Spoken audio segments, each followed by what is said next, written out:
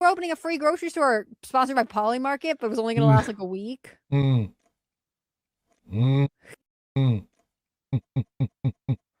No, that was something that happened. Oh my gosh, that's super. What is that? Water, vegetable juice, fruit juice, 100%.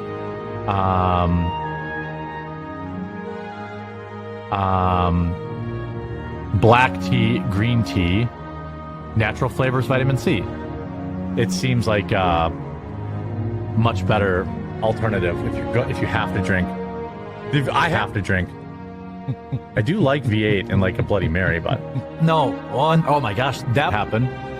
But it's non-GMO, gluten-free, no artificial colors, no sugar added.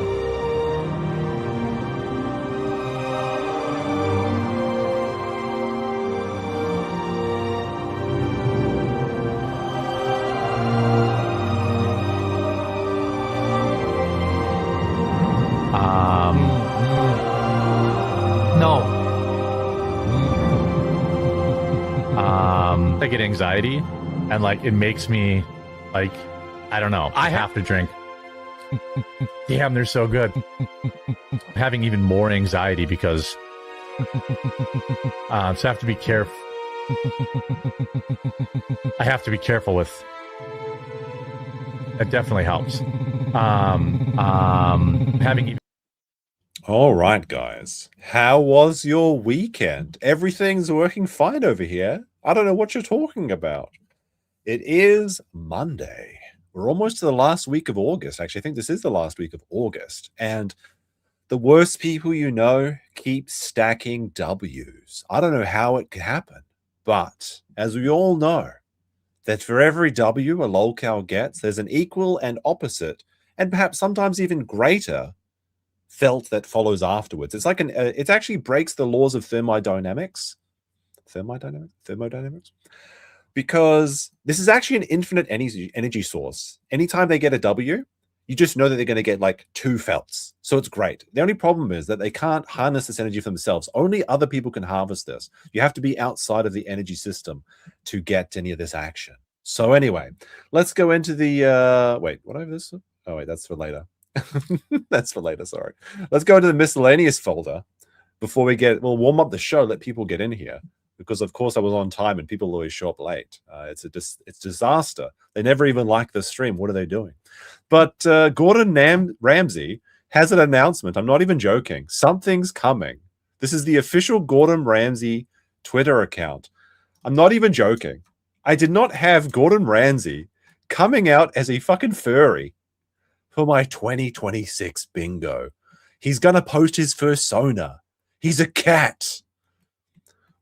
You call this chicken? You call this tuna? It's fucking raw. The cats love raw tuna and fish, Gordon. I don't know. I have a lipstick on? No, I do not. That's a lie. Shut your mouth, chat. Anyway, what do we have here? This is a post from Grace Thorpe. Actually, I have 2 Grace Thorpe posts today, which is kind of funny because she's also a bit of a lolcow, right? And she's got a couple of W's here as well. But let's have a look. Andrew Wilson goes full boomer mode and freaks out about his assistant. Let's have a look. You can't. Oh, a stream with LOLs flying around everywhere and shit because his dumbass he didn't install a button for me to turn them off. What's wrong, Grandpa? Good job, Mr. L. I mean, you're the one that's being Facebook-arcade by LOL's is muted. It shouldn't be muted. It might be quiet, though. Is it actually really quiet? Can you guys hear it? Might be very quiet. Oh, is he? Is he texting me? Hang on, let's see. Okay now. There we go. He can't figure out how the technology works. He's old. He can't figure out how the jars open. He's old. Yeah, I don't see it anywhere. Oh, no. This is actually 2 minutes. Look at that. 2-minute struggle section. These things are just flying around everywhere. Good job, Mr. L. The thing is, when this sort of thing happens, you just have to keep going. You just have to pretend it's not a problem and move on. Because if you acknowledge it in the slightest, then it's just become a whole fiasco. What is all this shit that you installed on this? No, my serious podcast. We're saving the Western male. We're teaching you about alpha mailing lists. You can't be spamming emojis all over my I'm on a chat. plane right now, so I can't do anything. I don't know. I might have to delay the entire stream because of this. I don't know. Maybe we'll just have keep to going. if you can't fix it. Don't take your Baldo. No and way go I can home. do business with these things flying around everywhere. I mean, Why that's not? ridiculous. You see this shit? They're just flying around everywhere. It's like flies flying around his shit opinions. And I can't turn them off. And there's no chat. Is there the a chat's chat broken here? too? Yeah, there's chat there. It's scuffed beyond repair. Candace is mind Not broken. even a chat on this, Mystery. What did you do to this, Mystery? It's an actual unk alert. What's going on, Andrew? What the fuck did you do? This is why you don't let your kids use your PC. They're playing like Fortnite or something. It says there's 100. Oh, sorry, I should rephrase this. This is why you shouldn't let your wife's 3 different children from 3 different men use your PC, because they load up Fortnite or some shit, and then they load all this nonsense on your computer. Percent a button. This is I true. would This is think what you that get for I don't making like to sense. control it from the Stream Deck, though, Mystery. I told you this 50 times. Never listens to a word I say. Just does what he wants anyway. You know, he's making it better. You know, he's always. This is an interesting question. Do kids still play Fortnite? Yes, they do. See, when I was a kid, back in my day, we had such leaps and bounds of technology. Like I went from playing, what was my first game ever? It might have been that Simpsons DOS game or Civilization 1. It was on MS-DOS though. Maybe it was Pirates of Realm Space or something, you know, one of those games. Or Prince of Persia. Maybe it was Prince of Persia was my first ever game.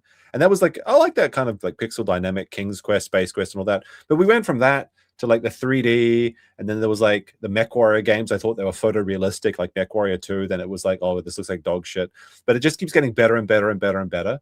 And now if you go through 10 years of childhood, you've been playing Fortnite for 10 years. It's quite a sad state of affairs, really, if you think about it. What a sick society we actually live in. We got Brian the Science with a 2 says nuclear fission felting. That's exactly what it is. It's an infinite energy source. If only we can figure out a proper way to harvest it. Some of us has already harvested it. Oh, I need to reset my my kick thing here, right, real quick. There we go. That was pretty easy. I don't have to worry too much about things. All right, next one we got.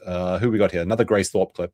Update: Pearly Things revealed on stream she was considering physically assaulting Anna Kasparian. This is from their debate, and this was an absolute shit show. I remember we watched this on stream, and she got absolutely slaughtered by Anna Kasparian. Anna Kasparian was stacking W's that day too. She watches Sean's program. She watches Potentially Criminal because she's an actual criminal, and she doesn't use code Cope on the Dragon's Treasure. But she watches that show, and then maybe she just stole his debate tactics, but it won. I thought about it. I'm like, well, that's a loud voice. You can talk like this to men, but I'm bigger than you. I could body you. Do you know what I mean? I'm like, she's a big girl. She could body the competition.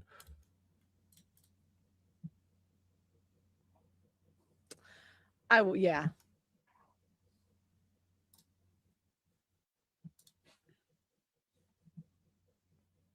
It's not muted. She's just being seating. I know, but I have this fear in me of the police. I never want to like get in trouble in that way. But you know, I'm getting older, and have you noticed the older you get, I'm like, do you know what? I could catch a charge. It's probably easier than catching a baby daddy. Anyway, this one came off randomly. Rock solid. New Netflix cartoon called Lesbian Space Princesses. The villains are called straight white malians. Let's take a look at this. Is the state of education, not education, but entertainment for kids these days. I think it's time you realize who has the power here. Kill the lesbian! Not the straight white malians coming after the lesbian. Was it lesbian space pirates? What was this show called? Lesbian Space Princess. To be or not to be. Oh my goodness. Oh God! Oh, this is the most painful and horrible death anyone could ever experience! Oh God! Why me? Why? That death was almost as painful as watching this clip. That was pretty bad. All right, so Johnny Somali, who's currently in prison, waiting for his appeal in South Korea, has had a little bit of another snafu, as Hank Yo has officially acknowledged that Johnny Somali stole $40,000 of his money. And this is just funny because, first of all, Hank, no refunds. No refunds. And Johnny doesn't have that money anymore. He's broke. He spent it all on lawyers. Let's have a look what we got here. We got Hank reposted this Songpa Legal Service Corp. All right, so now it's over. I can tell you, don't give this to anyone. Hold on a second. Let me zoom in there real quick. Let's just zoom in real quick.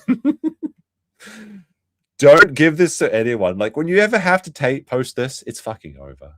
You have my word. Basically, there's a contract I signed between me and Johnny, who's Ramsey Khalid Ishmael, or Ismail, sorry. But he owes him $40,000 fucking dollars. It's never going to get paid. No refunds, Hank. Now we got a couple of DSP clips from. Well, the first one's coming up. Well, I guess this is from Meowblock, but Camelot reposted it, which is where I saw it. You know what? My hand strength. This is no exaggeration. So DSP's been going to the gym for the context of this story. I know you guys like to try to make fun of me. Oh, his arms aren't big. I mean, they are bigger than they were.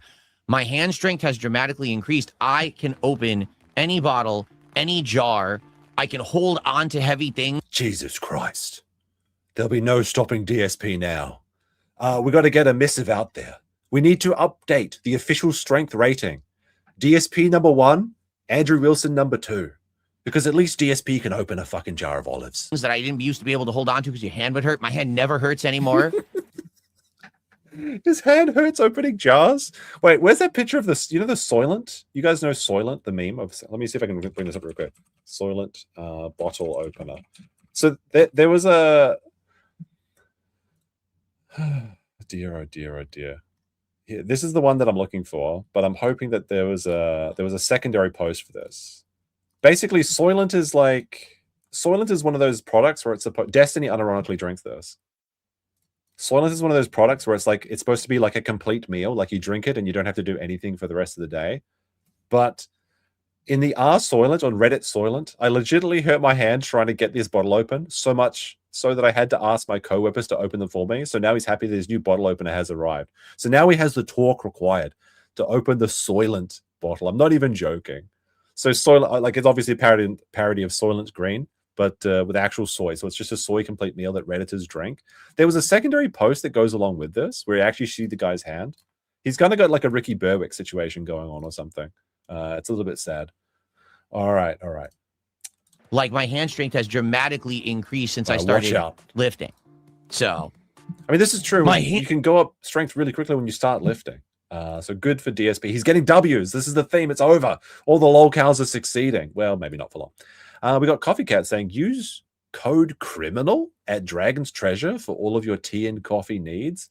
Look, you guys got to go to Dragon's Treasure and buy 1 bag of tea each, okay? If one person in chat out of 100 buys 1 bag of tea, we might sell 2 tea bags today, which you can afford at the Dragon's Treasure, okay, with code COPE for a 10% discount. I was talking to the Dragon's Treasure today, actually, and he said that he couldn't afford books. So you have to go, the man can't read, all right? So go buy some Dragon's Treasure tea so he can buy the gift of knowledge. That's the greatest gift you'll ever have. All right. I think that's most of the intro stuff. So let's. Oh no, we got a brief Mel section. She's having problems over there. Oh no, Melanie Mack is unfortunately on thin ice with TikTok. What books does the Dragon's Treasure want that we were talking about? Secret. All right. Look at here. We can see the account warning on TikTok. First warning. Account strike, account warning. She's only got 1 thread left. This is going to be the biggest shower since the last one because a 40-year-old woman is about to be denied her TikTok. Now, of course, some eagle-eyed posters responded to this saying, let's see, here it is. Here's Mel's old post. These people break TOS, then cry victim when they get banned. If you don't break TOS, the glorious sanctimonious TOS, okay? There is no debating the TOS. Nobody's ever been broken. Nobody's ever been banned for non-TOS violations, right? If you don't break TOS, you don't get banned. Yeah, that never fucking happens. People don't get false flagged all the time. People don't get false flagged by your boss. False positives don't happen when the AI system works up. And just think about the real justice system. Innocent people are convicted all the time, even if you get millions of reports. This is just false. The YouTube in particular, they used to have a system where if just enough people reported you, it would trigger an assumed violation and you would have to appeal it. And during that month it would take to appeal, you would be denied all of your revenue. This is a ridiculous statement to make. Nobody's fault but your own. If you break TOS and then the platform bans you, you can be upset about the TOS itself, but that's it. Now, of course, fat asshole Dave responds saying, "This you." Did Mel respond to this? I think she did. Says, "Yes." And notice how I'm not blaming anyone but the TOS itself. Do you even know how to read laughing face? This is the classic I'm not mad laughing face. You can recognize the lion crafting emoji. Depending on how mad someone is, there's like 1, 2, or 3 of these. We can see that Mel is definitely not very mad. But in fact, she was so mad that she had to go on vacation. She's on vacation for the week. I don't know how Jeremy's going to... wait, that's the wrong one. Sorry. I don't know how Jeremy's gonna do it without his Mel. Without his Mel, look at that. We got Johnny Jonkers there. Hubby doesn't let me carry my own. Okay, just stop it, Mel. Just stop it. It was very nice of Melanie to claim that Johnny Junker's luggage is hers. You're telling me that Mel has 3 luggage bags, 3 pink luggage bags, and Crocs? It ain't so. It don't say. You're saying that this man... Here we go. Let's have a look at the compilation. Don't make me tap the sign again, all right? Let's have a look at some of Johnny Junker's best posts ever. Watching Beast Stars. Kept asking, so are these 2 gay? I'm kind of down. And I'm a furry now? Well, at least you could hang out with Gordon Ramsay. Is this Twilight? So far, so good. I want a duo. This one. With his friend. Just cement the fact we're ambiguously gay. My friend's boyfriend looks like Ryan Reynolds. It's not fair, chat. Oh no. You're telling me that this man, these aren't his luggages? I don't know about that. I think you're lying there, Mel. All right. What else? We've got one more. Oh no, wait, that's the last one for that. All right. Let's get into... Wait, did I have more?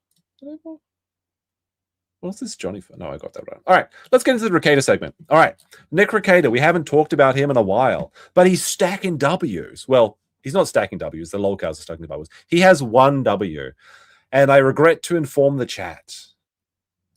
This is the... Nick Rekieta is officially a lawyer again. It's true. He passed his CLEs, the continuing learning education. It's finally happened. The Baldo man has beaten all the A-logs by successfully becoming a lawyer again.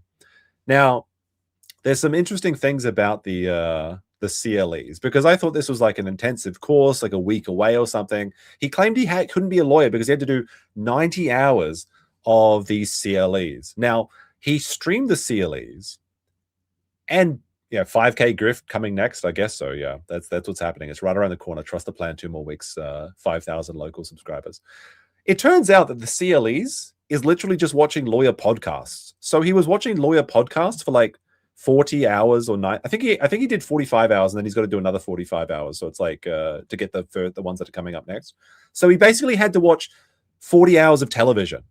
And apparently you don't even have to even watch these, because you just get a code at the end and then you submit that to prove that you did it. So it's like, it's the honor system. There was like no test. There was there wasn't even a multi-choice question. This man could have been playing video games and doing these CLEs months ago. But there's a bit of a conspiracy theory about these CLEs. Oh wait, that's not that. It's where is this post? Hold on a second. Did I get everything mixed up? Is it this one? Is it this one? All right, here we go. So, Scarecrow reporting, Farms user wrapped in plastic has revealed that the reason that Rekietalaw has performed his CLEs now is because Susan Hummingston, the director of the OLPR, passed away last week at the age of 55. Nick Rekieta appears to have waited for a woman to die and used this opportunity to obtain his license without any repercussions. Now, Nick actually said in the past that he thinks that if he was reinstated his legal license, that they would instantly disbar him. So he had this like crazy schizo arms race going where he just did nothing, because if he's not officially a lawyer, they can't disbar him. But apparently he's pulling some sticks, Hexenhammer magic, and his enemies are just dying. So this woman died at 55, pretty young, really.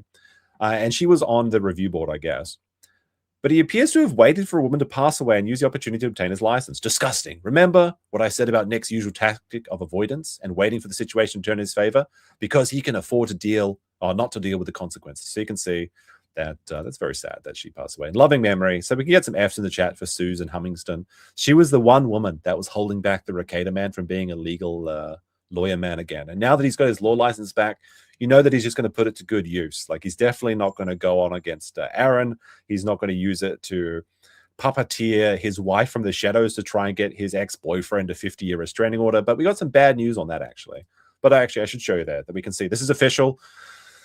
State of Minnesota Supreme Court filed the 21st. Nick Rekieta is officially a lawyer again.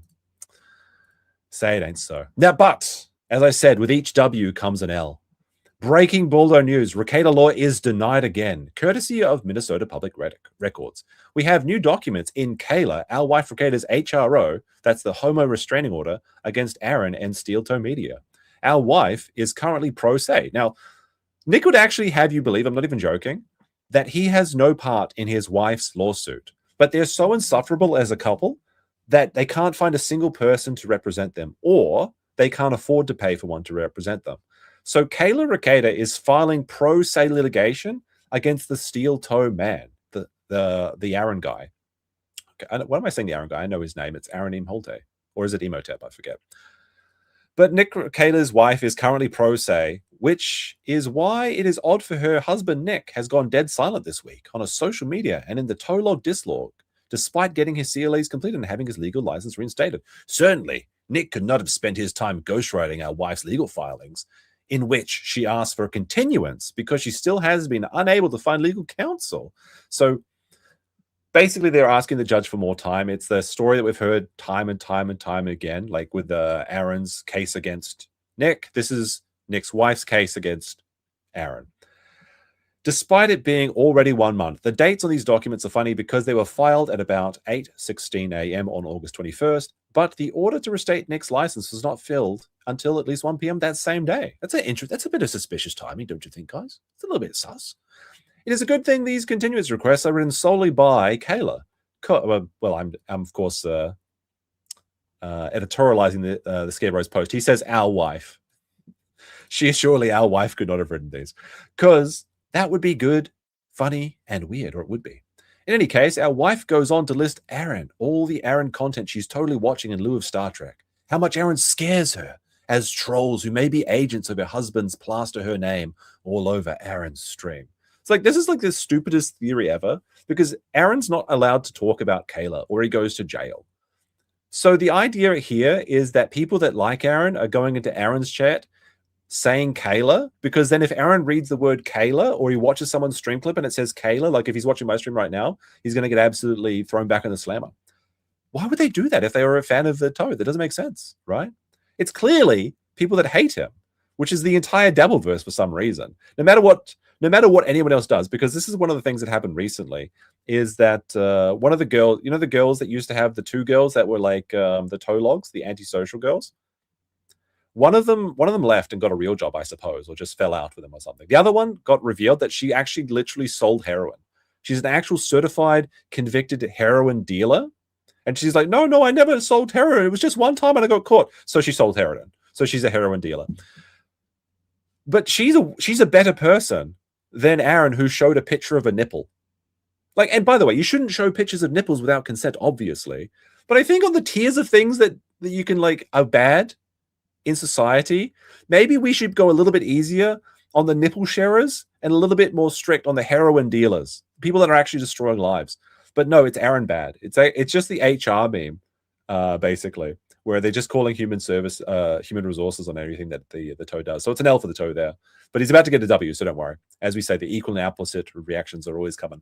The court deadline to examine her abeyance in the documents, the judge, citing Aaron's probation, denied the request for an ex parte HRO against Aaron and Steel Toe Media. She was trying to get a 50-year restraining order for Nipplegate, okay?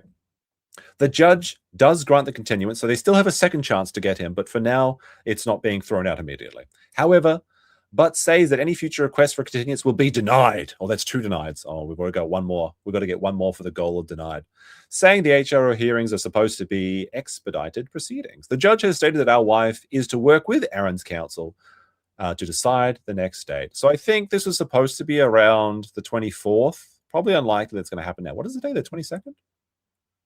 24th? No, it's the 4th. It's the 24th today. What am I talking about? The weekend. I got to be honest, guys. No, actually, I won't be honest. If I tell you what happened to my weekend, you'll laugh at me, and I don't want people to point fingers at me. Trent Johnson says, use code COPES, you rat. That's true on the dragonstreasure.com. We have Real Max Murray says, the only bar Nix qualifies are the gay bar. You know, the thing is, that song's a banger, Max. It's very hard to ignore it. All right. So we have a brief clip here. Well, actually, this isn't a brief clip. This is a 30-minute clip, but we're not going to watch the whole thing, okay? We have, I guess, Brian Landon. I don't know who this guy is. I think he's a Dabbleverse person. If he's not, I apologize for accusing him of being a Dabbleverser. But he has an interview with Ice Dancer. Now, Ice Dancer is apparently the Dabbleverse harlot or something. I don't know. But she's also known as Dagger Pussy, which, like, look, bros, if you get a DM by someone called Dagger Pussy, that's a red flag. Okay, Ice Dancer, I can understand that. That's like I don't know, that's like your League of Legends call sign from when you signed up when you were 14 or something. That's fine. But Dagger Pussy, that's like responding to someone that's called Penis Flytrap or something. That's just a bad move. All right. But she has a little interesting story about Nick Rekieta. And this is very, very fucking embarrassing. Now, I think half of this clip is just talking about Mersh. Like Jesse Podolfo jumps in and they talk about Mersh for a long time because this chick she's been passed around the Dabbleverse, which is the sector for boring people. So tell me how Nick Rekieta fits into all of this. Because I don't know if you know this. Nick Rekieta is the biggest scumbag on earth. Yeah. Oh, by the way, before we get into this, Matty Content gifted 5 subs over on Kick. We also got Winston the Ego Respected for a rage quit. Says, have you ever done cocaine? I've never done cocaine. I haven't done any drugs, really. Just alcohol, quite a lot of it. Rob Law with 3 subs, and Gunterra gifted a sub. Oh, look at that. He gifted 1 sub, and then Manny got back with 10. He's mocking you. He's mocking you there, chat. Yeah, it's not great. Do you believe that as well? Tell me, Nick Rekieta, how did he reach out to you, or did you reach out to him? And what do you think, chat? Do you think that Nick Rekieta reached out to her? Because that would be like, that's a real woe buddy. But if she reached out to him, why would you respond? Nick Rekieta is a 40-year-old man, right? And this chick has apparently started watching him when she was like 17, 18. Now, nothing like, she explains that nothing like sussy happened or anything, but like, didn't Nick say straight up that why would an old man talk to an 18-year-old you have nothing to communicate with, right? Now, this is the same man that had was being called all these sort of things at the strip club, who was also a VIP there, just like the quartering. It's hard to keep them separate sometimes. It's just basically fat Lolcow and thinny Lolcow. how did that all play out? This makes me look so bad. I understand that though. You know what? Like being honest instead of Haley. You know, and it looked great. The rules. Yeah. So I watched Nick because I was interested in like law when I was like 17, 18, whatever. Nothing. Okay, so she was an old school Rekietalaw watcher. Like many people kind of got into the law tube like that. There's nothing to be afraid of so far. So good. But that was when I watched Nick Rekieta because I would watch like his trial. Actually, I need to find the clip of Nick yelling at Sean real fast. See if I can find that. If anyone has it, send it to me on Discord. And then fast forward to like the arrest, which like blew my mind because I was like, I watched this guy like do trials. Like what the like why is he getting arrested with Aaron Imholt? Like what is going on?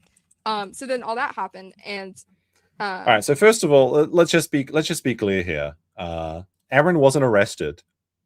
Let's just correct the record here, okay? Because apparently this is the #1 Aaron defense show.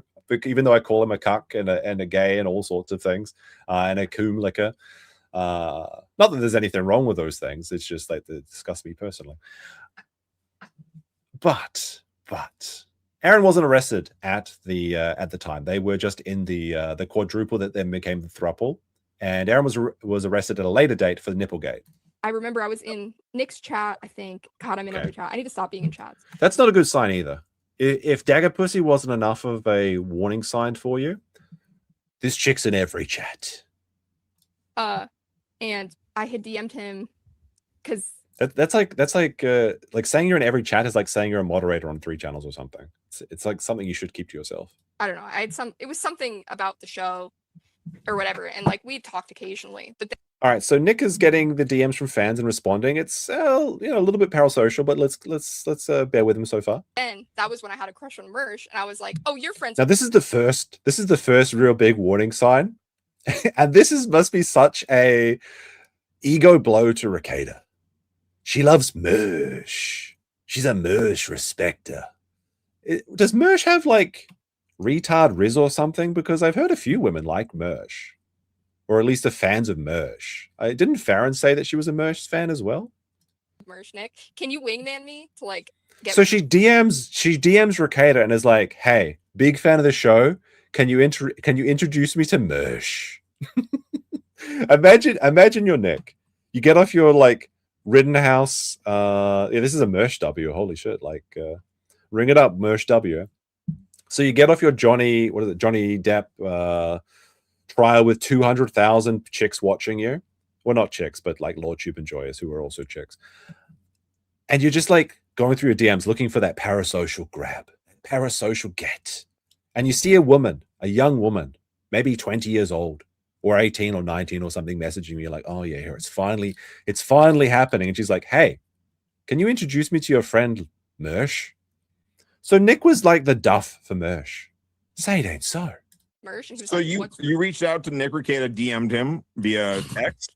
yeah. You're friends with Mersh. Okay, what was his reply? He was like, "Why do you want to get with Mersh? What's wrong?" All right, this is a pretty reasonable response from Rekieta so far. Why would you want to get with Mersh? That's a good question. With you, which I was like, fair enough. Yeah. But I do. So can you tell him that? And it was kind of joking, It And wasn't did he like, say like? So she literally sent Nick a message that was like, could I push mine and Mersh's beds together? Just kidding, unless. Why get with a zero when you get with a hero? Me, no, Nick no. Rekieta, There and was my never wife. any weird stuff with Nick. Mhm. There really wasn't. All right, now here's a certified woman moment, okay? Because let's be honest here. Women always say this. They're like, "Well, this guy's just talking to me out of the goodness of his heart. He doesn't have any sort of intention with me." Why would a 40-year-old man with 5 kids, a wife, a big family that he allegedly loves, want to spend any time talking to an 18-year-old? There's literally one reason they would, okay? The fact that women don't acknowledge this is just dishonest. Like, do women really? Yes, they do. They really believe that there's just like, no, he's just talking to me because I'm so interesting. You've got so much life experience. Everybody thinks there was, and I was sex trafficked between all these streamers. No, I'm not saying that. Okay. I know. I'm just. She did get gunted though, right? I think later on she actually even confirms this. She was on well, I mean, it never really existed, but she was on gunted.com. Terrifying. It wasn't Okay. like that. I'm Okay, you reached out to Nick. Nick said, "Why would you want to hook up with a loser like Mersh?" fair. And you didn't listen. And okay, all right. Yeah, and that's where like the word vetted comes from, because I had messaged Mersh when he wasn't. So Nick told her to like ignore her. He's like, "No, you got to find a real man." She's like, "No, I want Mersh. It's Mersh only." Then Nick introduces her to Mersh and then says he vetted her. What does that mean? Responding, I was like, "I'm vetted by Nick Rekieta," and that was. I see. So you talked to Nick. Nick said, "Get the f out of here. What's wrong with you?" How did you and Nick Rekieta have a relationship that he would be able to know one way or the other? This is the really sad part. This is absolutely embarrassing. I think on paper, it's On paper? On Reddit? like, I don't know. I guess there's not a lot of people dying to get with Mersh, and like, no offense, he's, nothing, no hate, but like, I don't think he's got like a bunch of people like, "Oh, I need to get with Mersh," and he's just like, But like, this is a weird thing for this chick to admit to, because she sent Mersh like $1,000, and this comes up in there was an entire like Mersh reaction to this, but it's not that interesting to me, so I'm going to skip over that part. But this chick gave Mersh $1,000, and she says like there's not that many guys going up to Mersh, but then she's apparently obsessed with Mersh. This is kind of an L. Like, this is another certified woman moment. I don't know. There's like a 25-year-old that wants to fuck you, Mersh. Like, I don't know. Like, But she said she's 25 now. That makes the situation slightly better, but like, how long has she been watching Nick for then? Because hasn't Nick been streaming for like, how long has Nick been streaming for? Hasn't it been like 5 years? But she said she started watching when she was 17, right? So at the very least, she'd be like, what, 22? This is some woman math, in my opinion. I need to see some timestamps. it doesn't really So fall. Rekieta never said like all he said was like, "Don't hook up with the guy." He never supported it at all. No, he supported it. Joke. I think he just kind of like, it was more like a joke. It was like, It's just first a of all, funny why is joke. Mersh not messaging you back and stuff? Like what's wrong with him? So how Actually, another word, Mersh W right here. He was smart enough not to respond to this woman at first. many back and forth did you have with Rekieta? At that time, not that many. And then, we talked. We talked, quite a bit, but he also loves to talk. So like many times he would call me. So you mean on the phone? Yeah. Okay. So you text Rekieta, and again, you know how it is over here, Ice. I appreciate you being a supporter of the program. hmm So you texted him, and he's like, "Why would you on earth would you want to hook up with Merch?" And I Yeah. get that, right? And then when do the phone calls start happening, and what time at night, and how long? It wasn't at night. It was during the day. Actually, I was working. During the day. Yeah. Okay, when his kids are. It was so Nick apparently can't do the 5K locals gift, and he's busy all day driving children around and preparing for his streams and doing things.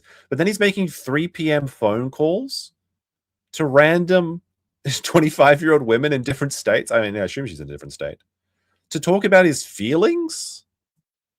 What? She's being used as an emotional tampon for Rekieta? That's so sad. Like, he's got like no friends. Nobody understands me except this random 25-year-old who DM'd me out of the blue. Oh, it's such a hard life. School, maybe? I don't know. Maybe. I don't know. But yeah, how long would you talk to him? I don't know, like 10, 20 minutes. But like it was mainly because I had, after like the merch convo, I was curious because I followed like the Aaron stuff and I was like, bro, what is going on? Like da da da. And like I don't have any like scoop, but like we just talked about like that stuff and like the internet and shit. And mainly it was just him like venting at me. And I was like, damn. Venting at you about what? About Aaron? Not Aaron specifically, just everything, no. I guess. You mean everything? Like the What does that April mean? stuff. I don't know. I feel weird. What I would he just, say like, about April? Well, he really liked April and like a lot. He's talking about his ex-girlfriend. This man's married. I mean, obviously we know their marriage is a sham. You're calling up a 25-year-old woman at 3 p.m. in the afternoon to talk about April. Oh no, so sad. A lot of the stuff that like people said online was Like, how terrible is talking to Kayla? Kayla, I miss April. Oh, this is just like episode 25 of Star Trek: The Next Generation, when Data gets abducted by the Ferengi, and Riker's like, "Oh, I really wish we could play poker with Data. It's so sad. I'm gonna have to talk to Beverly or something." Like, what is that? Is that what it's like? Can you not stand it? not true. Data. Just data. Yeah, how do you say data? Data. About like, there's a bunch of stuff said about Nick online all the time, and he just kind of, it gets frustrating. And Okay, so Nick is very frustrated about the lies, about all the lies. Let's have a look at some of those. This is what I was trying to find while I was typing off screen. Is this the timestamp? This is Nick. Nick has never lied, by the way. Still do, by the way. Even though they say the most horrific shit about me, the most horrific shit about my wife, they say the most horrific shit about my family. They flat out fucking lie. They lie about They him. say I commit literal crimes. They say I That's a lie. Nick Rekieta has never committed a crime. abuse my children. And Nick Rekieta has never abused his children, even though one of them did test positive for cocaine. He self-elected to admit a story where he apparently chokeslams his son in this chiropractor's office, and other stories. my family. They say I beat my family, Sean. I know. I've seen those. I know you do. I know you know. Because you kind This is a of classic moment. laugh about it sometimes, right? When a super chat comes in. And I don't blame you for that, Hey, super chats are funny sometimes. by the way. But I know you He doesn't blame Sean. know.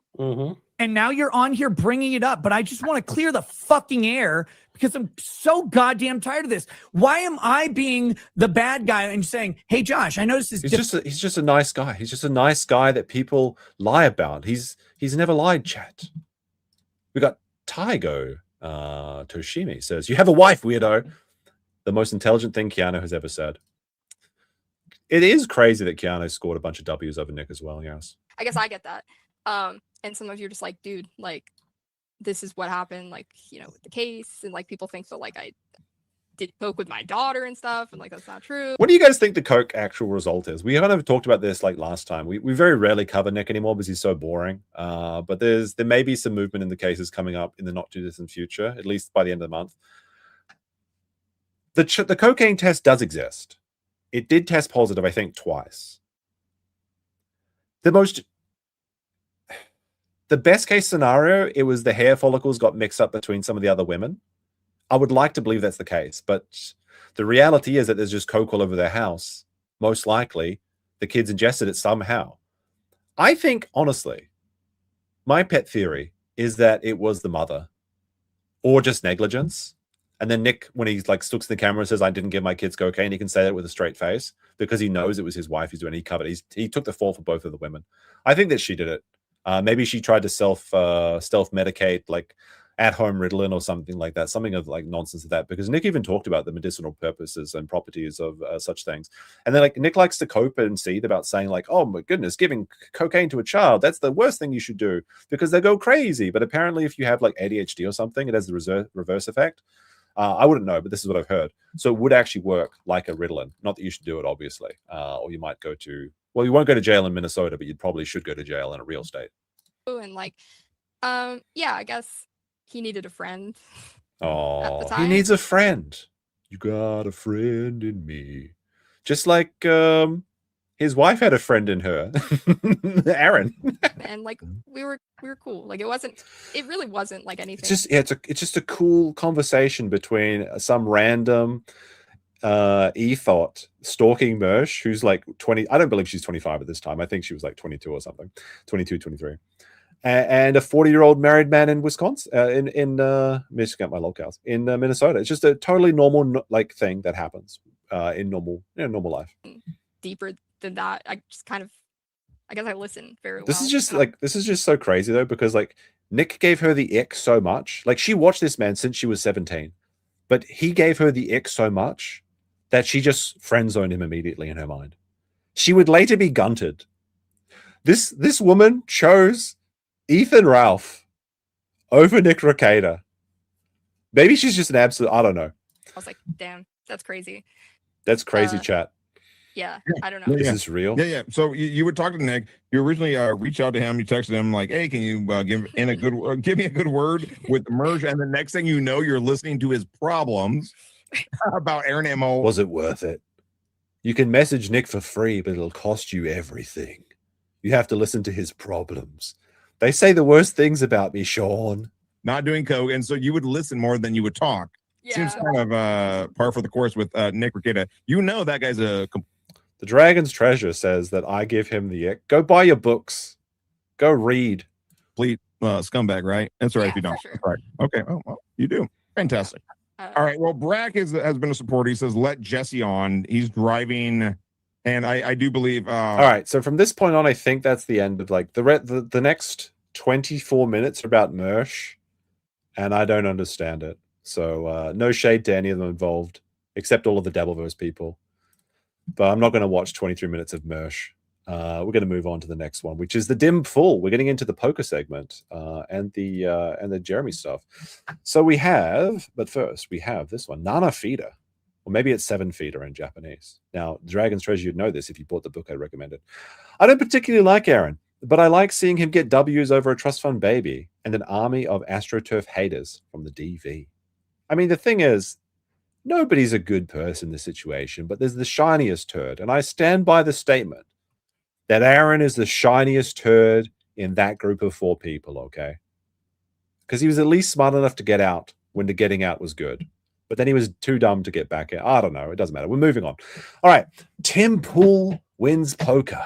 Draws, community backlash, and defense. The podcaster shared his Friday and Saturday nights at spots like Borgata, averaging $100 an hour against tourists by spotting loose plays and overfolding. Critics called the results insignificant, while defenders like Tyler Phillips and the Quartering accused the community of gatekeeping newcomers. Bro. Oh no, the gatekeepers in the poker community. Yeah, like the poker community, it's really struggling. Nobody's ever, what is this game called? Poke her? That's disgusting. We're going to keep people out, gatekeeping. They were noting Tim Pool's millions of followers and that they could boost games. Pool later said the response felt unwelcoming and apologized for drawing in new players. Amid broader talks on poker's online the toxicity of online poker. What a disaster. So here you see. This is the thing. This is the post that launched 1,000 ships, okay? So the dim full here, in for 400. Wait, hold on. In for 400. Out for 613. If you're wondering why I do so well at low stakes, and your only argument is, it's not possible, the reality is more likely that you fail to realize there are people smarter than you. I know there are tons of people in every facet of life smarter than me. So I sought coaching and studied. I developed my own strategies, and I win. When you were fucking girls and going to parties and drinking, I studied the way of the blade. When you were going to rock concerts, I was looking at poker.com, pokerstars.com strategies. And now that you're felted, looking for chips, you ask for my help? No. Maybe you're just not as smart as you think. Maybe your coaches are fake and hustling you with YouTube videos that don't make sense. And the truth is, every pro and even many recs, I don't know what that is, are smarter and better than me. But I found, maybe it's regulars, better than me, but I found a path and it works. Figure it out because just figure it out. Just freaking figure it out. Now, this was like the stupidest post because he won congratulations, $213. Now, there's nothing wrong with playing poker for 8 hours and coming away with $200. I mean, it's like a full day's work, I suppose. I mean, as long as you're enjoying it. But it's like, it's just the cringe of it all. It's so insignificant. It's like, if you come away from a gambling situation with more than 50% of your money, you did better than you should have had, I guess, technically. But it's just like, I mean, he was the best one I think I saw. And this was reposted by the Keno Grove. All right, so Club WTP Gold says, in for 10, out for 12. If you're wondering why I do so well at low stakes, your only argument is that it's not possible. Oh, no. Look at him. Look at this big winner, the Las Vegas Casino. I mean, it doesn't get smaller than that, I suppose. That was a pretty good one. That did make me chuckle very much. What the fuck? This is an exact copy and paste of the Timcast tweet? And then obviously, yes, it was. So the quartering had to rally to Tim Pool's defense because he could not let the good word of Tim Pool. He could not let Tim Pool be defamed. How dare you talk about this man? He's out there saving the Western world before Civil War II Electric Boogaloo starts. Tim Pool shared that he won $213 and the poker community is melting down. I'm sorry, but do we not want bigger pots? Question mark, question mark, question mark. So he's drunk. He's obviously drunk. More eyes on the game? Question mark, question mark, question mark. Bigger tournaments? Question mark, question mark, question mark. Or is the poker community going to adapt the WNBA style of marketing? What? Is there any geologists in the chat that can like decode what the hell he's saying here? Poker is trying to go WM like women's basketball? Like this is such a this is like saying like, oh my goodness, we need to let more people know about chess. Chess is in danger of being gate kept. Like poker's been around forever. It's doing just fine. It's like we can't win the poker war without Tim Pool. This man is just completely mind broken by this guy. I think Tim Pool obsesses. I think the quartering obsesses over Tim Pool more than Nick obsesses over Rekieta. Yeah. Oh my goodness. Now I'm mind broken. More than Nick obsesses over Aaron. Anyway, he goes on to shill his poker tournament. Well, if you're interested in playing a 1K free roll online tournament, let me know. It's next Sunday. I'm going to talk more about this tonight. This is the quartering's new grift. This is the oh, you know what? I forgot to talk about the quartering W. Yeah, it's all right. We'll get to it in a second. Because these are one of his L's. This isn't his win. Now, credit to the Don for this, for noticing this. Now, there's a very suspicious thing in this online tournament. And people have been talking about the legality of running one of these tournaments. It seems like it is very fucking illegal to do it in Wisconsin. Now, Jeremy coped and seethed and talked about how he was getting the biggest name in poker to help him out with this. Is clearly stake. Whatever it is, stake.us, which I think owns Kick, actually, so I should be nice to them. But the Don pointed this out. There's no dollar sign here. Total price pool, 1,000. 1,000 watt. Bounty on me, 100 watt.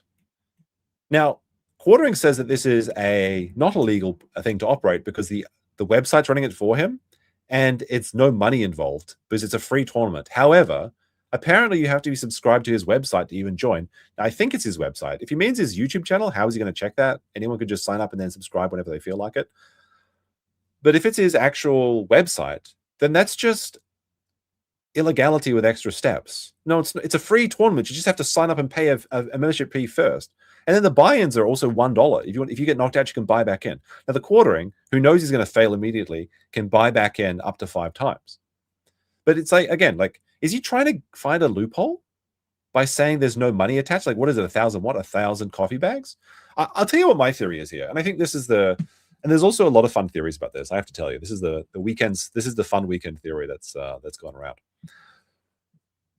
Some people are saying that the reason he hasn't mentioned who he's working with is because they've asked him not to, because he's so embarrassing. He has such negative aura, negative clout, that the website's like, you know what? We'll run your poker tournament, but just don't tell anyone that we're doing it. We don't need that. We don't need that shade. But here's the thing. I think it has to be stake.us, because we know that Quartering already uses that website. He talks about it being the biggest website for poker. I'm not sure if Stake is the biggest poker website, but it's certainly one of the biggest gambling websites, right? He uses all the time. He plays poker on this website.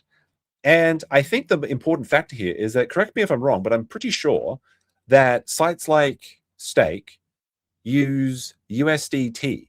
Now, USDT is a cryptocurrency, but specifically, as I understand it again, it's tethered to the US dollar. So 1 USDT, the T stands for tether, is always equal to more or less $1. So I think what's going to happen here is you have to put your money onto Stake. Well, I guess it's a free entry, right? So he's just, I don't know, you just have to put $1 onto Stake to play maybe. But then you get in USDT so that you're not technically winning money. But the problem is that it's still gambling if it's cryptocurrency, right? The T stands for T, fuck you. Code Cope over on the Dragon's Treasure. Although Billy Oki says you use code mindset for it. No, that's the worst T code. Come on now. Andrew's got enough money. Give some to me, or at very least Sean, okay? Use code mindset for your tea and coffee needs at Dragon's Treasure. That's the worst one. BobTube says they had Jarrett Steak. Oh, they got him. They got him. There's actually a steak segment today. I'm not even joking. The Quartering is so detached from reality. Wait until you hear his meat stories. He doesn't show his meat pics, but he does talk about his meat. But that's what I think. I think that it's going to be on Stake. I guarantee you it's going to be on Stake. They're going to be betting in USDT, which is equivalent to $1. That's why he doesn't have the dollar sign there, because he knows he's in hot water if he puts the dollar sign there, but he's also in problems if he puts the cryptocurrency there, because that's another kettle of fish. But anyway, let's get into more of this poker story. Now, Madam Savvy was talking about some of the drama about the Quartering. Of course, responding to, I think it was Misty Mochi, and they were talking about how it's just like, this is wildly illegal. Quartering says, behold, pure uncut retardium. All right, so this is what they were saying first. I should do this in sequence, right? So this isn't like completely disjointed, because Quartering, no, it's not legal, especially in your state. The host of a gambling tournament without going through proper regulatory means, because it is associated with your branding and is possibly intended to stream it, you stand to profit from it, which is worse in the eyes of the law. You are a moron, and most anyone else doing this on a small scale. No one would really care. But because it's you, the Quartering, people will be eager to report this violation. Yeah, you could get away. It's like you're just running a poker tournament with your bros. Nobody's going to give a shit. But there's no way the Quartering could do this. Gambling/lotto stuff needs to be ended up being a huge topic 10 years ago, thanks to all the legal lotto streamers would host. If you're already doing this, then why does everyone think in very specific ways? Gambling too. He says, pure, uncut retardium. Imagine thinking I'm not working with legit poker, like the cope of it all. If you're doing everything legally, why wouldn't you just go ahead with this and then laugh at people that are reporting you? This is actually like a Simpsons bit where I'll try and keep the Simpsons ref. Why are there so many Kick spams? Is something happen on Kick, or are people just having fun over there? There's so many bees. I got to check the bee situation where, like, it looks like it's fine. There's so many bees. But like, this is what happened here. I guarantee it. Is that the Quartering thought about running this? He had no idea it was illegal.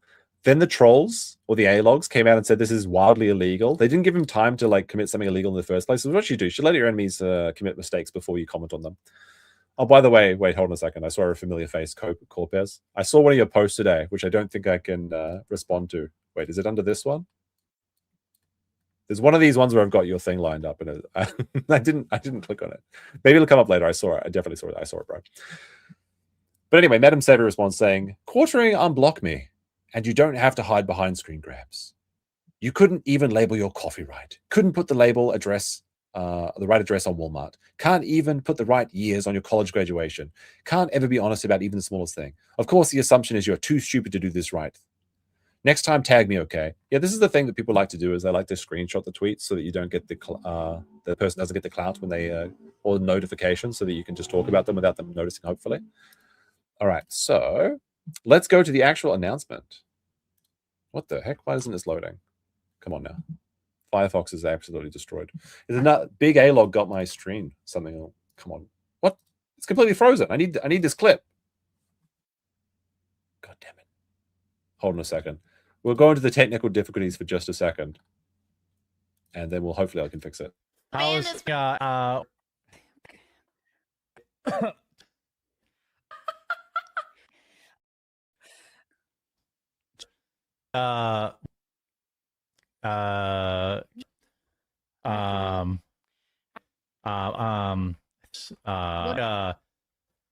Tiger. All right, right, we're back. We're back, okay. All right, make sure this is unmuted. Sometimes big Firefox just gets my tabs. You know how it is. Announcement. I think this will be kind of cool, at least for. Right. Just a quick announcement. I think this will be kind of cool, at least for some people. I've been continuing to look for ways to better get to know my viewers and to hang out with you more. So he's got no friends and he's reaching out for parasocial relationships with his viewers.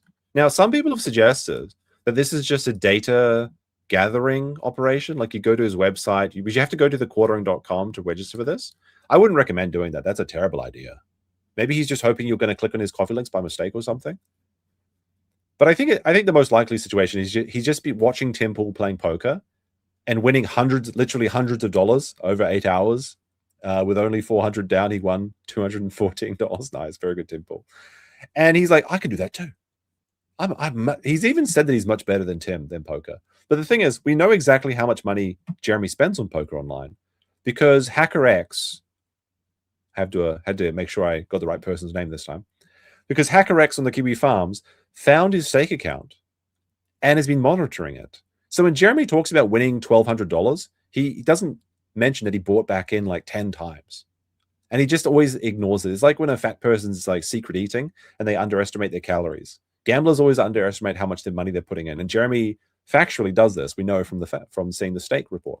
There's two ways that you can do that, both totally free. Obviously, you can join the Discord, which is our chat room, which I'll leave linked in the description below. But imagine didn't the Discord used to be a paid feature on his stream?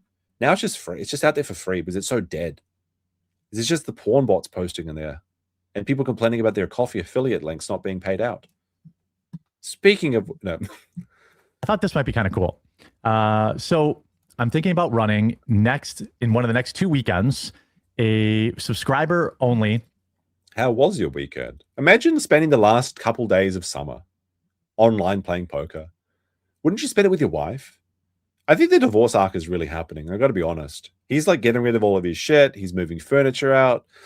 I think it might be done. Heather's getting ready to go to the big sky ball in the sky. Poker tournament. Now, I know not all of you play poker. There are varying skill levels out there. I'm an amateur at best, but I just really like playing it. Saying he's an amateur is probably too strong. He just loses money over and over and over again. But he doesn't talk like this on Twitter. When he talks on Twitter, he's like trying to give poker advice and giving out strategies and like, oh my goodness, most people, when they pull a Jack King, it's just it's just absolute Dunning-Kruger. But here's the thing. It'll be 100% free to enter. Okay. There'll be 1,000 in the prize pool. Plus, every time you take somebody else, another viewer out, you earn. But so you notice 1,000 what? Like, it's not unreasonable to say 1,000, I suppose. But like, everyone assumes it's $1,000. But he doesn't mention the dollar once, I think, except for buying back in, which is $1. I think that's the only time he actually mentions any price whatsoever. It's very strange, right? It reminds it's like triggering memories of when I was in high school. I bet my friend $100, this like random thing that I knew was a fact, and I won, obviously. And then he coped and seed, and then he started like, I'm still mad about this, as you can tell. He put his hands on the desk and started kicking his back legs up and down 100 times, and there you go. He's like $100. I was so fucking mad, let me tell you. And I've remembered like this happened like decades ago, and I'm still seething over it. And there will also be 100 on my head, a bounty, so that every time someone takes me out, you get 100. And I'll do 5 rebuys of myself. So people have 5 chances to take me out. This has to be streamed. I have to see Quartering lose every hand. Get some for taking other people out. You get some for placing higher in the tournament.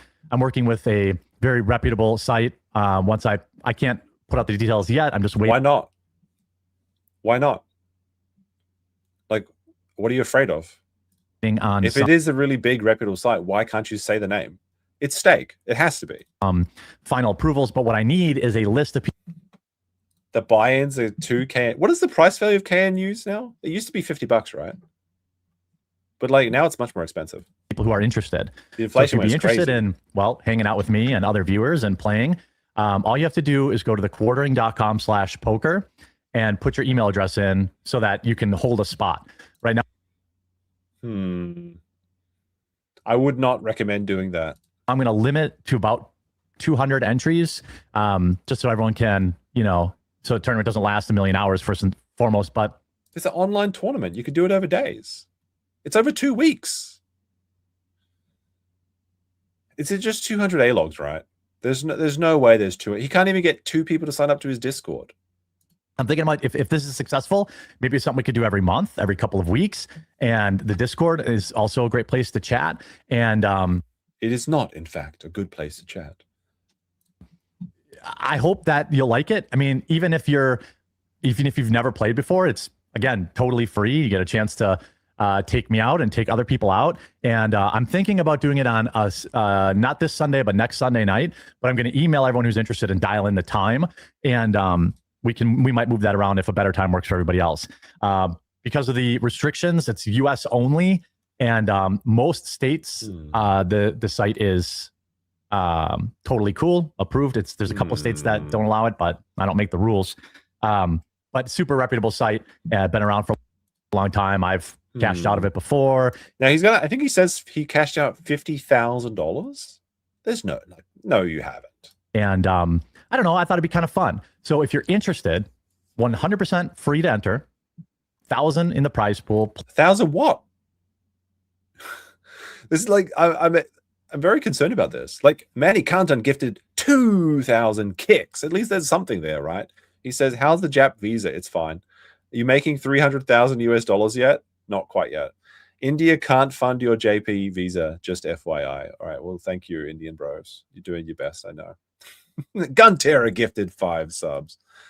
No, actually, like I'm on the run from the law. Deportation happening next week if they catch me. They're never going to catch me. You're never going to catch me. Plus, good luck, immigration. Bounty on my head. I need you to go to thequartering.com/poker and wait, 1,000 doll hairs. I've never heard this one before. Is this like that Hooters bar that like promised a toy Yoda for the best earning girl that month or something? Then it was actually like a toy Yoda, like the doll from Star Wars, and she sued them. I think she won that actually, didn't she? Sign up today to show interest. Let me know if you're interested in doing that, and hopefully we'll have some fun. I'll see if I can live stream it. So even if you don't want to play, you can see people take me out. Just something fun to do. If you're interested, again, thequartering.com/poker. No. No, Jeremy, don't take your anger out of me. No. It's like that. Oh no, I can't say it. You know what show it's from? What was that show? What was the parody of that show called? Homer Simpson. He's the babysitter bandit, or what was it? What they call him when he was eating the gummy gummy Venus de Milo? No, wait, Mr. Simpson, no. Rock bottom, yeah, that's it. Rock bottom. For some reason, my cursor disappeared. Cursor, I hardly because then I have to manually approve every. What the fuck is going on with Firefox? Like my cursor literally just doesn't exist anymore. Oh wait, it's back. Username for access into the tournament. It's all manual, but that's okay. I have to, it's everything's just not above working for board. some Everything's above. Does this fill you with confidence though? Don't worry, guys. This is a totally above board. Like this stream is totally above board. There's no technical issues whatsoever. Starting late, I don't think so. That never happens on this stream. Like, if you have to mention it, that kind of fills me with a little bit of concern. Like if I go to the banana shop and the banana man says, "These bananas are great. They're loaded with potassium and they don't get you sick and kill you." I'm like, what? What? Excuse me? Regulation, everything's clean, Nothing weird about this, despite of what. There's nothing weird about these bananas, sir. I'm not sure I want these bananas anymore. What do you mean? Internet weirdos say. So the quarter.com/poker, if you want to play. Living rent free. 1,000 in a totally free to enter tournament. I have to use my space bar now because my mouse has disappeared. It's all just internet weirdos. This is a post on his Jeremy Hambly channel. There we go. I got exit full screen. I can't. We're just stuck here. What the fuck are we going to do? It's just all Jeremy on this screen for the rest of the entire stream, apparently. Once this clip ends, I'm doomed. The mouse works now, but it's like my Firefox tab won't exit. So like I'll probably have to close my tab. Exit doesn't work. Plus 100 on my head every time you knock me out, and it'll just be fun. So I hope that we can have a couple hundred people in there and we can have fun. I'm putting this video out on a random Sunday. He said fun twice. It's going to be extra fun. Try Control W. I'm not pressing that shit. Because I know it's not going to interest everybody, but hopefully What does that you'll even sign do? up, and I'll email out all the final details on this Tuesday or Wednesday of this week, but I'm trying to get an early head count. So let me know. If you're interested, cool. If not, you can join our Discord and chat with us, obviously, about all other things, not just that. And that's just for all topics. And I hope to see you in the Discord. And if not in there, I hope to see you in the tournament. I think we'll have a lot of fun. And good luck. So go sign up, quartering.com/poker. Did my screen actually just give up and die? Second screen, no. Now wait a minute, second screen. Oh no. What the fuck's happening here? Delete C drive, great advice. I'm actually just felted maybe. I've actually blacked my the screen's like literally black and the mouse is like, this is what happens when I didn't switch from Firefox like everyone recommended. And now I'm suffering. All right, if I can get my controls back. There we go. We're gonna take the screen off for a second. Now I can try these buttons. It's actually just blacked. I think I have to like close the tab, right? What a disaster. How are we gonna keep the stream going? I've got so much more to give too. Don't kill me. I've got so much more to give. All right, we'll go into a brief intermission break. How about that? We're back in a minute. Grab your juices, grab your drinks, grab your teas, use code COPE. Be right back after these messages, I guess, from tax-free land. Did you hear me? It is tax-free. My Zannies, my hookers, my super chats too. Hit that button, cause every single super chat I got it tax-free. Tax-free. Take out your pill bottles, shake your pills, shake your pills, because it's gonna be tax-free. Tax-free. Tax-free. Tell your wickers that we got it. Tax-free in my little tin shack. Cats flying in tornadoes. Gun flopping up and down. Let's get the guns out. Gun, gun, gun, gun. Shake it around when it's tax-free. Wiggle, wiggle. Wiggle, wiggle. Wiggle, wiggle. Wiggle, wiggle. It's a tip, so it's tax-free. But wiggle. You best not fold the bullshit, because these super chats, they all tax-free. Wiggle, wiggle, wiggle, wiggle, wiggle, wiggle. Yo, Faith, don't make me say it. Squeeze. Child support, Faith, it's tax-free. Compass Sneed, because it's tax-free. All right, we're back. I restarted my tabs. It seems to be working now. I was tabless there for a while. I guess we'll never know what was. Wait, no, I need to get that tab back. Actually, reopen that tab. There we go. There we go. I need that picture of it. Here we go. This is an old picture, by the way. I just didn't know where to put this one. But turning 42, this is like 2 years old then. I'm turning in response to saying, no, you can't. You're bald, Jeremy. Let's have a look. This is Jeremy's response to being called that he's bald. Look at those wrinkles. That is an aged man. Oh, my goodness. That's a rough 42. Like, people judge me for being 40, apparently, even though I'm not even 40 yet. I've still got time left. That's a rough 42. I'm turning 42 in like a week. And even if I were bald, it's not really an own. There's a double space here. So you know that whenever you see the double space, you know that somebody wrote something else, then they thought that it was going to be taken badly, so they went back and did it again. So he spent time thinking about this response. It's living rent-free in his head. That's not really an own unless you're a 10-year-old trying to roast your dad. Well, I mean, he's childless. He's not a father. I'm hanging on just fine. Great. All right. Now, what I forgot to talk about was Jeremy's W's. That's how I was going to end. I was going to begin all these segments is with their W's. Today is August 24th. This is the YouTube viewpocalypse. What's happening now is that from this day, the views are going to be counted immediately. As soon as you click on a video, if you watch one frame, if you see one person in chat, it's going to count as a view. Nobody really knows exactly how this is going to work in actuality, because currently what happens is a view isn't counted unless you watch like 20% of the video or something like that. We don't know the exact numbers. Essentially, what's going to happen is Jeremy's views are going to skyrocket, which is going to be an absolute win for him because, and mark this down, I said this, okay? Jeremy's going to claim that the months up until Christmas are the best months ever. And they're like, oh my goodness, my views have doubled in size since everything's going up and up and up. But I just want to remind you that views are changing from today. I'm very curious to see how this is going to reflect on Jeremy's channel. Should be very interesting. I'm expecting the views to basically double overnight, but who knows? Who knows? We know that Jeremy has very low view retention though from his previous leaks of his dead YouTube channel. All right, so over on the germinal decline. Just here for checking if there's any updates on things, but we can see that. I want to go to charts and analysis for. I want to see what I want to see. By the way, I just noticed you can press these buttons. Let's fucking go. You got a Xanax? A Xanax. I gotta mute that though because the crab dance will get us. But you can see down fireball and thing, and then we got this one as well. I forgot about this. Down 86%. Since his all-time high. It's over, Gia. It's over. Now, I want to see... I wouldn't expect to see anything just yet because it's just hit the 24th in America, which is when these changes come in from. I would expect these videos to be outliers. Like, we'd see like 1.5 of typical on a lot of the videos going forward. But I want to see his August review. All right, so August... So July was 4 million views minusing the shorts. August is currently 2.6, and we're only, well, I guess we're 2/3 of the way through August. So he's already like 30% down this month. This change may have came in just in time to save him from having the worst month ever. Holy shit, this is actually W for the quartering. This YouTube channel, like this YouTube change. How can he keep getting away with it?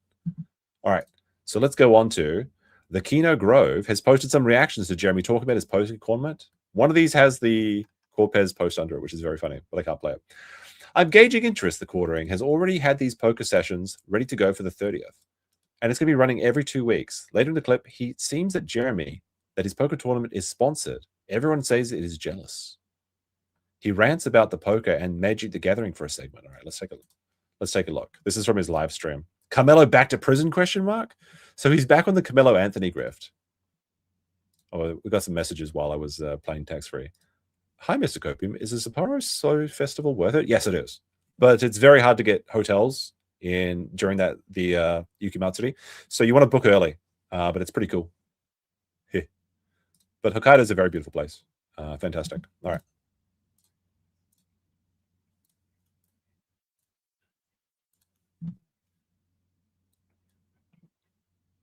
They're big mad at the Beanie Man. Like this. The self-aggrandizing of these aggrandizing. Oh my goodness! Actually, muted as well. There we go. I will go back. Smaller pots would want more people to play the game, but not Tim Pool. They're big mad at him.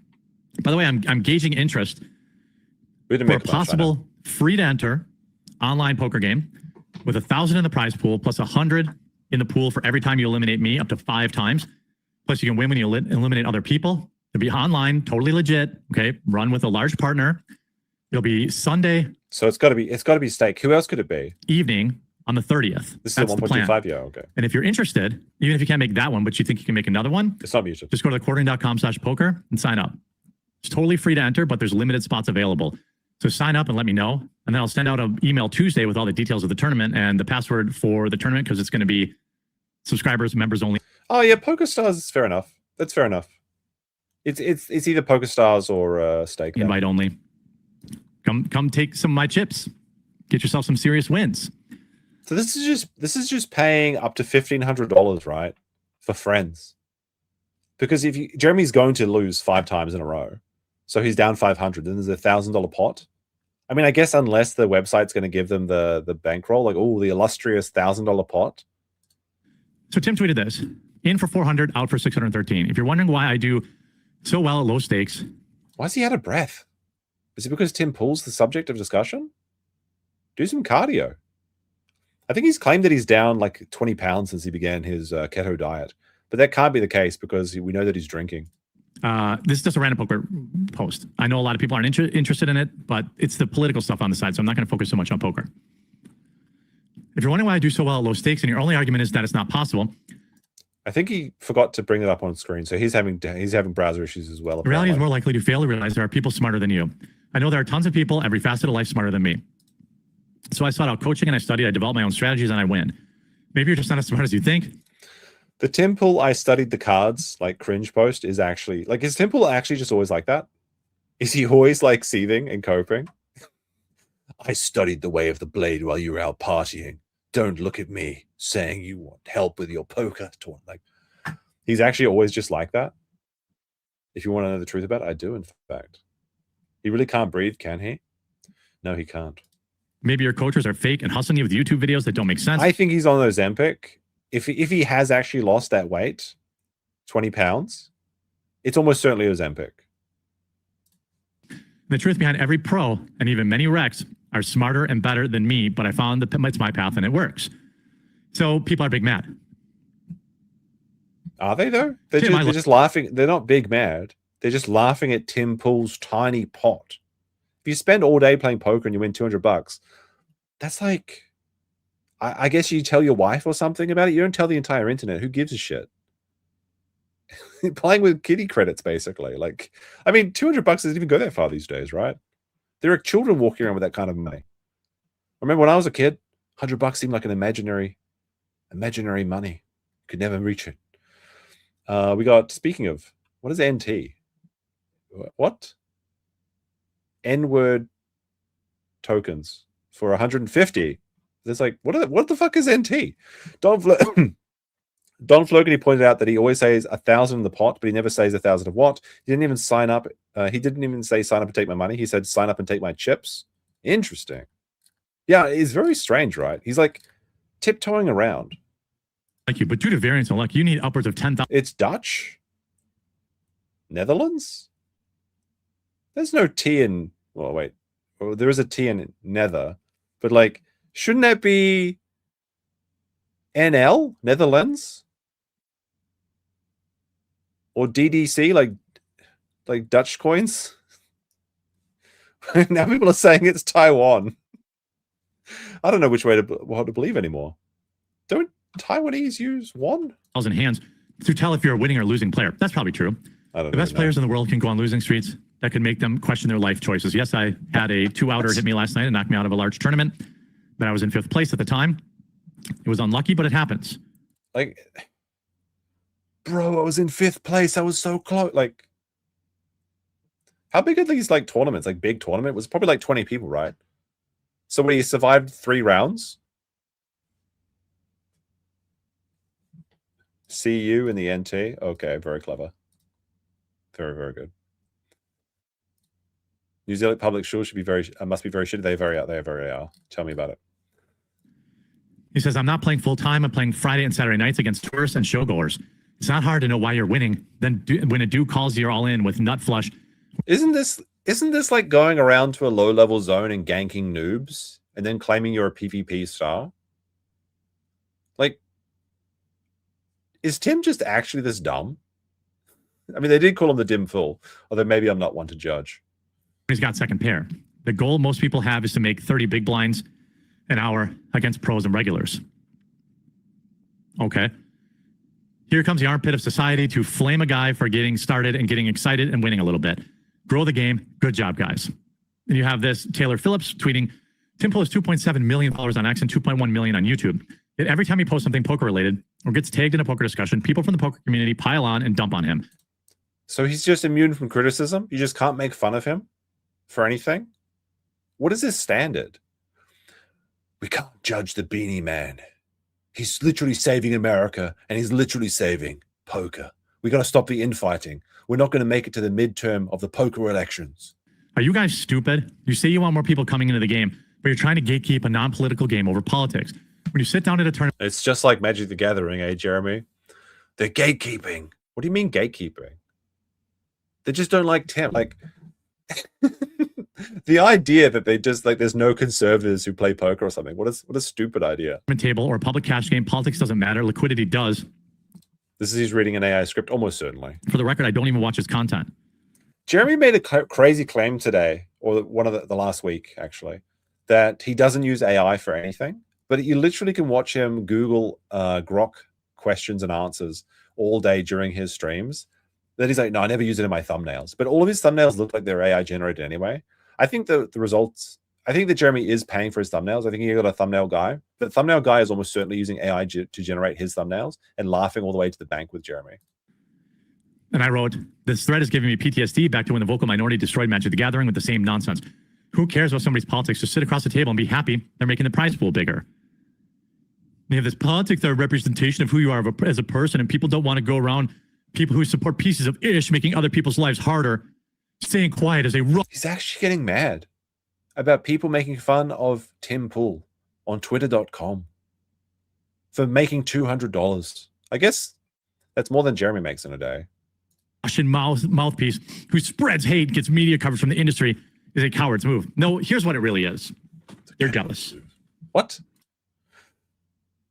Where's my fucking wallet? What are you jealous of? $200? Do I have $200 in my wallet right now? Let's check. Barely. Thank fucking yen. Oh, you guys are jealous. Look at all that. Look out. Look at these money. Look. They're literally $10,000 notes. Oh my goodness. Look how many. Oh. Ooh. Ooh. You guys are just jealous. Look at this big stack. Big bills on the outside, right?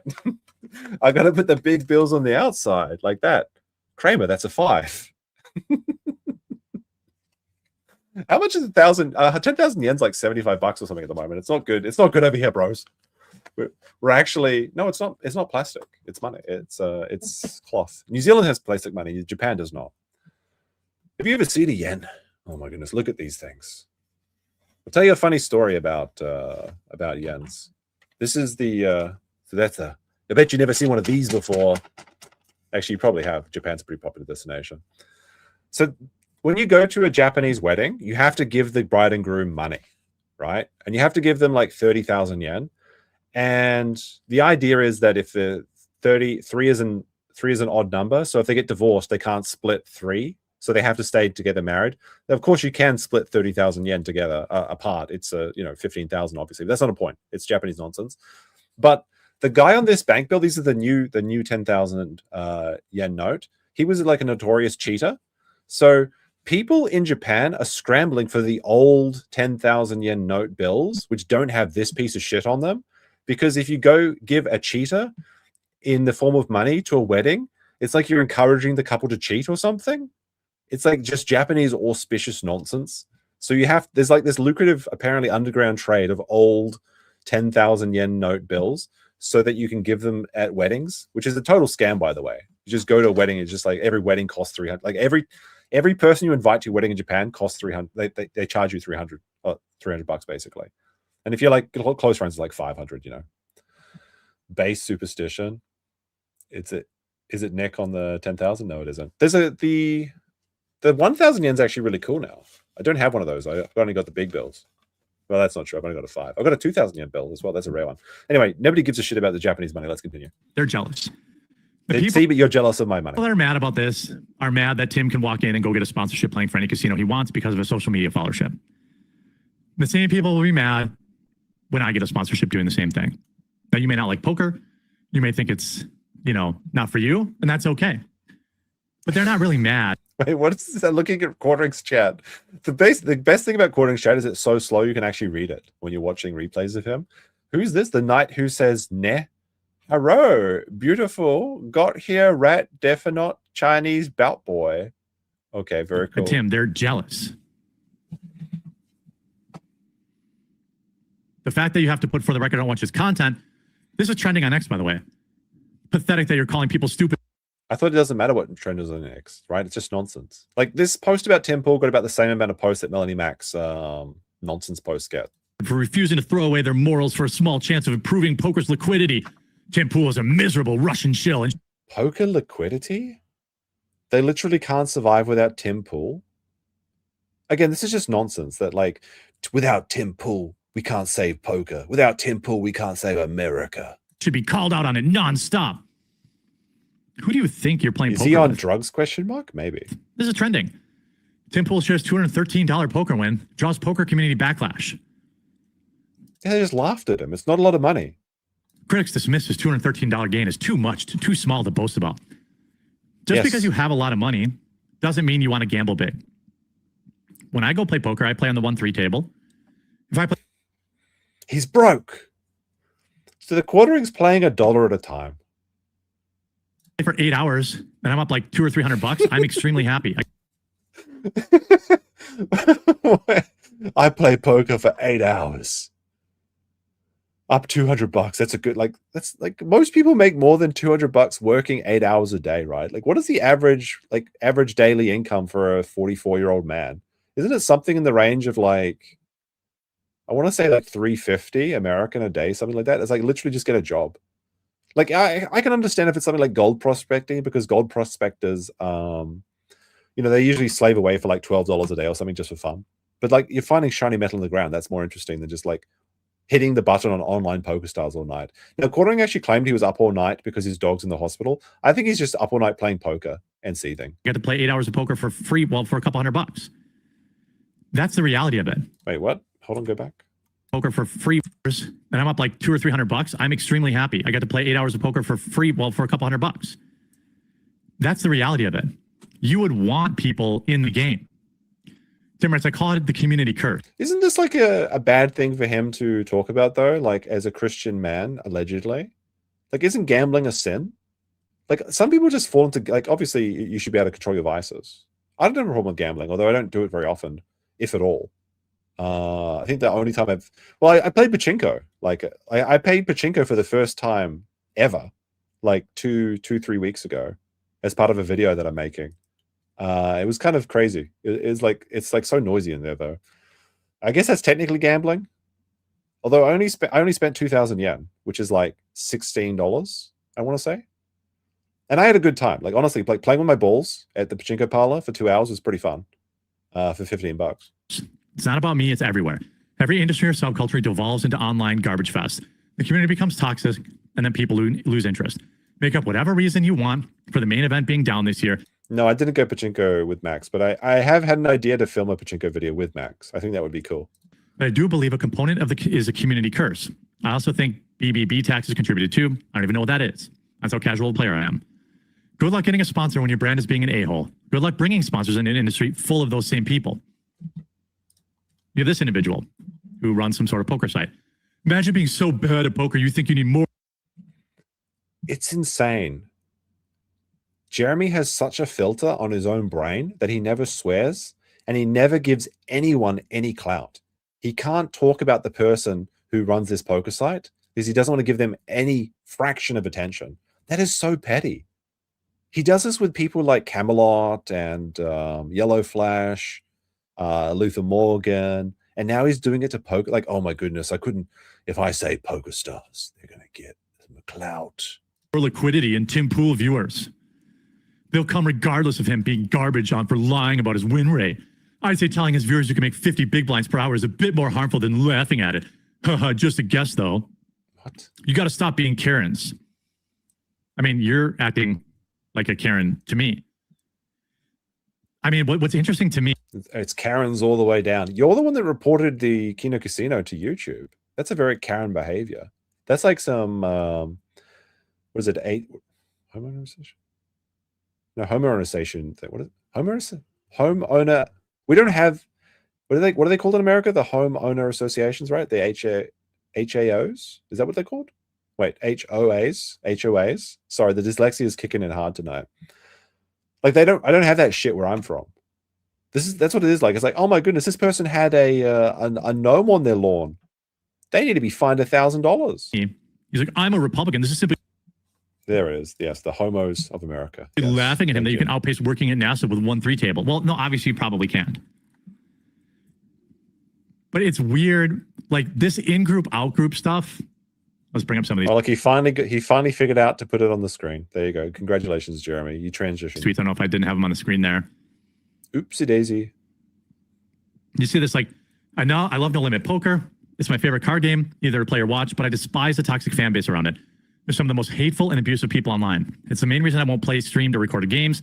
Well, that's why for my tournament, I chose a site that doesn't allow chat because I don't want to see it either. I didn't notice this last one. I was previewing this.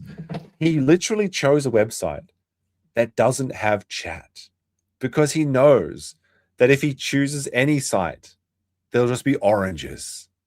There'll just be bees.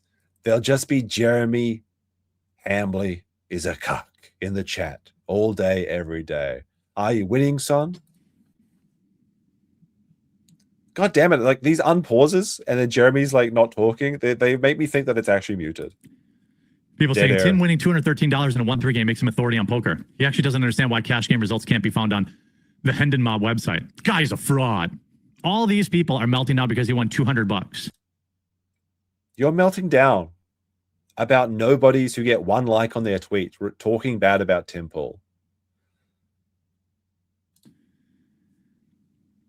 Because he won $200. Well, I say we bring a bunch of new people into the community and we outnumber them. That's my goal with the free tournament. This man can't even get his chat to move, but he thinks that he's going to save. Like Jeremy thinks he can actually push the needle in the poker community. And by the way, like this is so hypocritical as well because he is against gatekeeping, you know, in theory. Obviously he isn't. He loves gatekeeping. He just wants to gatekeep the people he doesn't like. Like he wanted to push all the hot women out of Magic the Gathering who were just cosplaying within like exposing their titties or something or dressing up as Misty from Pokemon. That's too sexual for a children card game. So Jeremy loves gatekeeping. He just wants to be on the side that's pushing people out. Like when you go into an elevator and he pushes you out, there's only space for one. Although, ironically, that happened to me on a Japanese elevator because they only have space for 4 people or 3 Americans. That's my goal is bring a bunch of regular people because so many people in this community are entrenched. Like regular people. What's this newfangled game? Poker? Ma, what a time to be alive. Losers. Can you imagine this being a trending topic for your community? How small is the poker community? The trending topics are curated to your profile on Twitter. You can have a trending topic with 5 posts. You're always talking about Tim Pool and you're always talking about poker. So this came up to you. You talked about it. Then because you were seething about it and people were laughing at Tim Pool for having a tiny, minuscule pot of just $211 or something. It's literally nobody's. It's also nonsense. Why is he so mad about this? It's a poker community that 200. It's it's just a bunch of people. It's not the poker community. It's some people laughing at Tim Pool.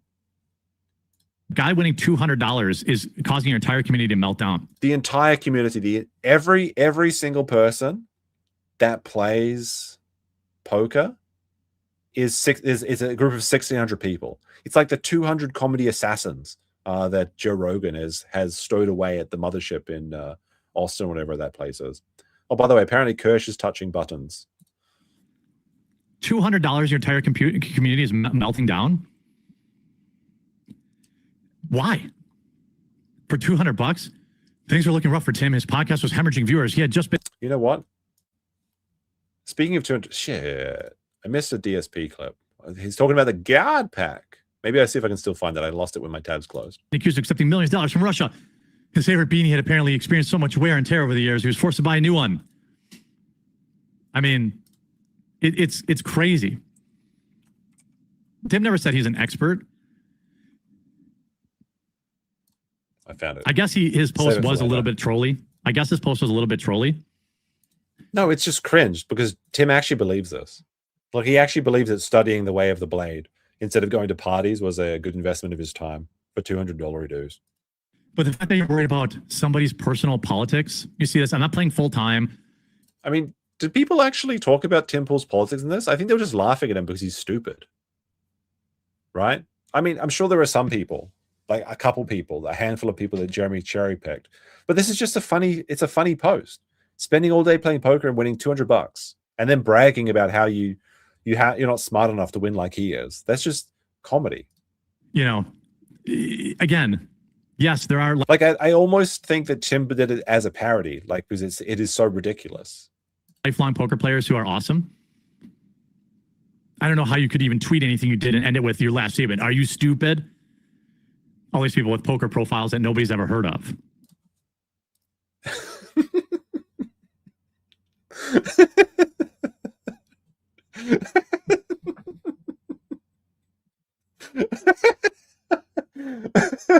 All of these poker nobodies. Chat, name 10 poker players right now, Jeremy. Oh my goodness, these are the anime avatar poker response girls. Like, what are you talking about? Oh, he seethed about this for like an hour or something. I don't get it. I guess maybe Tim Pool's name is gold in terms of getting clicks. But let me issue a warning, poker community. As somebody Oh no, here it is. He's dropping the ultimatum. Who's seen just about every amazing hobby destroyed by this exact same behavior, this will push people out of your game. This is so, like, what are you talking about? You can't stop people from playing poker because you can buy cards and play poker whenever you want. If you have friends, at least. If you don't have friends, you have to pay $1,500 to try and invite 200 random people that you're hoping going to suck up to you in this weird parasocial relationship. Because most people at that table are either apolitical, or they agree with Tim. How many people are apolitical in any given situation? I think everyone basically has their own politics. Now, maybe some people don't talk about them, obviously, but we all hold our own like biases and thoughts and preferences, and there's nothing wrong with that. But what do you mean, like, everyone at the poker table is apolitical? If you combine the apolitical people and the conservatives on a poker table, that's going to be probably 80% of your players. Wait, what? So on average, what? So a majority of people have politics then. So if every single poker table is sitting there whining and complaining about some e-celeb playing their game, they're not interested in the game. Unless he's trying to imply that like the apolitical people is like 50% and then they're like the conservatives are like 20% or something. What are you talking about? This is going to just, it's over for the poker community. It's over. They view it as their own. It's the same mentality that the WNBA has. We want to succeed, but not with a white girl. What? We want to be good, but not with a white. What? And now he's just talking about the WNBA? This is just like when the poker community wanted to get rid of all the white women. What? Aren't you trying to push out people though? White girl. It's because he's a bad guy. Most people play poker don't benefit that much from a few new morons maybe starting poker because they see Tim Pool doing it wrong. If you're arguing with an account that says commentary account and they've got a little mask laughy emoji on Twitter, they're unverified. Oh no, Slay America TV has dropped a bombshell on Tim Pool. This is just like boxing with ghosts. It's a complete nonsense. Everybody benefits from bigger pots. And the people that benefit the not necessarily. I mean, the people that lose don't. Most are the better players. So why would you be coming out? Why would you be like $200? That's not a big pot. Coming out and having a problem with it. Why would you be melting down about it? A lot of people have a lot of fun playing the game and have never won a big tournament. I love playing it. I've never won a big tournament. So he's a loser. He's never won. Like, he's dropped thousands, tens of thousands, hundreds of thousands on gambling, and he hasn't won one single tournament. That's just embarrassing. Like, just with the laws of averages, you should be able to win at least one tournament by blind luck, right? You made some final tables. It's fun. But imagine being so pathetic that you're in here whining and complaining that Tim won $200. I mean, but you're the person complaining about people complaining about him making money, though. You see the irony in this. You can't exactly have your cake and eat it. All right, this will push people. Is this the same clip? Let me have a quick look. Is he just continuing to seethe about it? I don't know how you could even tweet anything you did and end it with your last statement. Are you stupid? All these people with poker profiles. Yeah, we saw this one. We saw this one. I must have double clicked it or something. All right. So the quartering is speed running a channel ban. You can see there, Jeremy invites his viewers to participate in an upcoming free-to-enter subscriber-only poker tournament. And this is against the YouTube terms of service. This is the one that I can't link. This is the sorry, the Corpez post. I'm sure you can imagine what Jeremy's saying because it is illustrated on screen. It's very funny though. Good use of AI. A lot of fun. Good stuff there. All right. So here is Jeremy's explanation of the big poker is coming to support him. We need a sweep. He's sweeping. All the game's not until 6:10. All right, need the Cubs to lose. How are they doing? So he's gambling on stream. Big gambling. Currently losing. Need the Dodgers to lose. Wait, is he just checking all of his bets on Polymarket? Currently winning. Poop. Reset the shit counter to 0. It's been 0 days since Jeremy's talked about poop. Thanks for doing a stream today. Anytime. By the way, the stream title from this one was Carmelo Back to Prison. So he's trying to still do the Carmelo Anthony grift. In fact, he's now campaigning for Carmelo Anthony to have a retrial so we can still talk about it. Also, Muslims attack Christians in Minneapolis.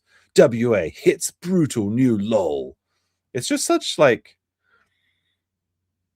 He's just trying to farm the... Just like stoking any kind of animosity he can to his own benefit. I heard Yellow Streak is saying... So basically, black people bad, brown people bad, hiring white people good. The term is... Which is kind of true, but... The scam, so I immediately signed up. I am the brown defender after all, as people call me. Let them. Outrage grifting. Yes, that's what I was looking for. Not a scam. It's backed by probably the biggest name in online poker. And like the idea that this couldn't be a scam because big poker's backing it, big online poker's backing it. These websites scam people all the time. Exit scams happen all the time, especially anything related to cryptocurrencies. I'm not, obviously. It's so funny. All these morons were like, oh, he's running an illegal poker tournament. Like I was going to run it like what with my webcam, and then I was going to have everyone else have webcams. Press 1 in the chat if you think that's exactly what Jeremy planned, and he didn't think about involving anyone else until people told him it was illegal. This is absolute like this is just when you get caught and you admit it because you think that you can get away with it. He at 100% he was planning to do this, and then it backfired. He's like, oh shit. Obviously, I reached out to all the big poker sites and I said, hey, I'm a big creator. This is what I want to do. He's a big boy. It's Mr. Quartering over here. I can get 10,000 views on a video if I talk about black people and how fatigued I am. It's some pretty big numbers we're pushing up. About to get bigger with these YouTube changes. Anyway, can you run a poker tournament for me? Idea guy TM. Can you set it up for me? I make no money from it. I mean, he makes no money from anything, though. He doesn't make money from his coffee company. He doesn't make money from his YouTube channel. He doesn't make money from his poker. Where is the money coming from? It's not a scam. Oh, now phew, ooh, phew. Oh my goodness, I was worried there for a second. Thank goodness Jeremy's confirmed it's not a scam.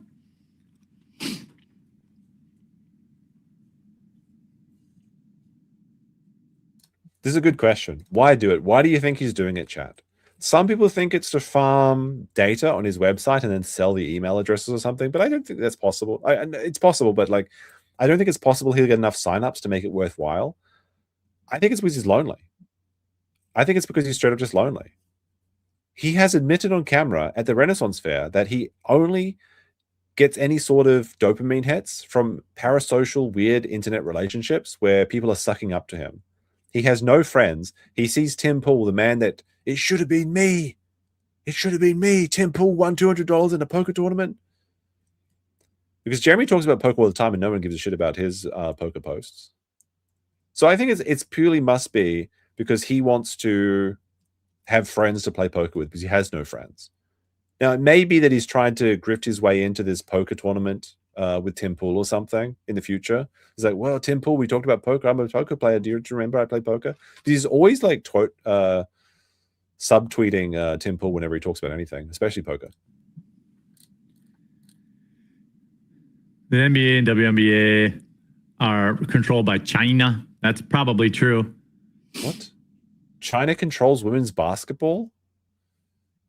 Women's basketball team reveals new non-binary turtle mascot. What? Wait, this is... Are you joking? I didn't even realize this. So WNBA hits new brutal low. Is this... Did somebody watch this video? I guess we could check it out on his channel if we really want to.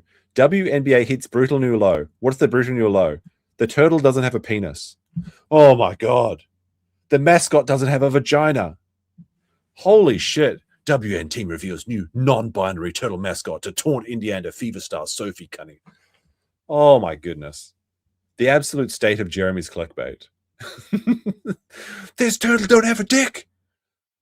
He don't have a dick. I think China's pro-dick, aren't they? They've got like a lot of kids over there. A lot of people over there too. You know how they get them, Jeremy?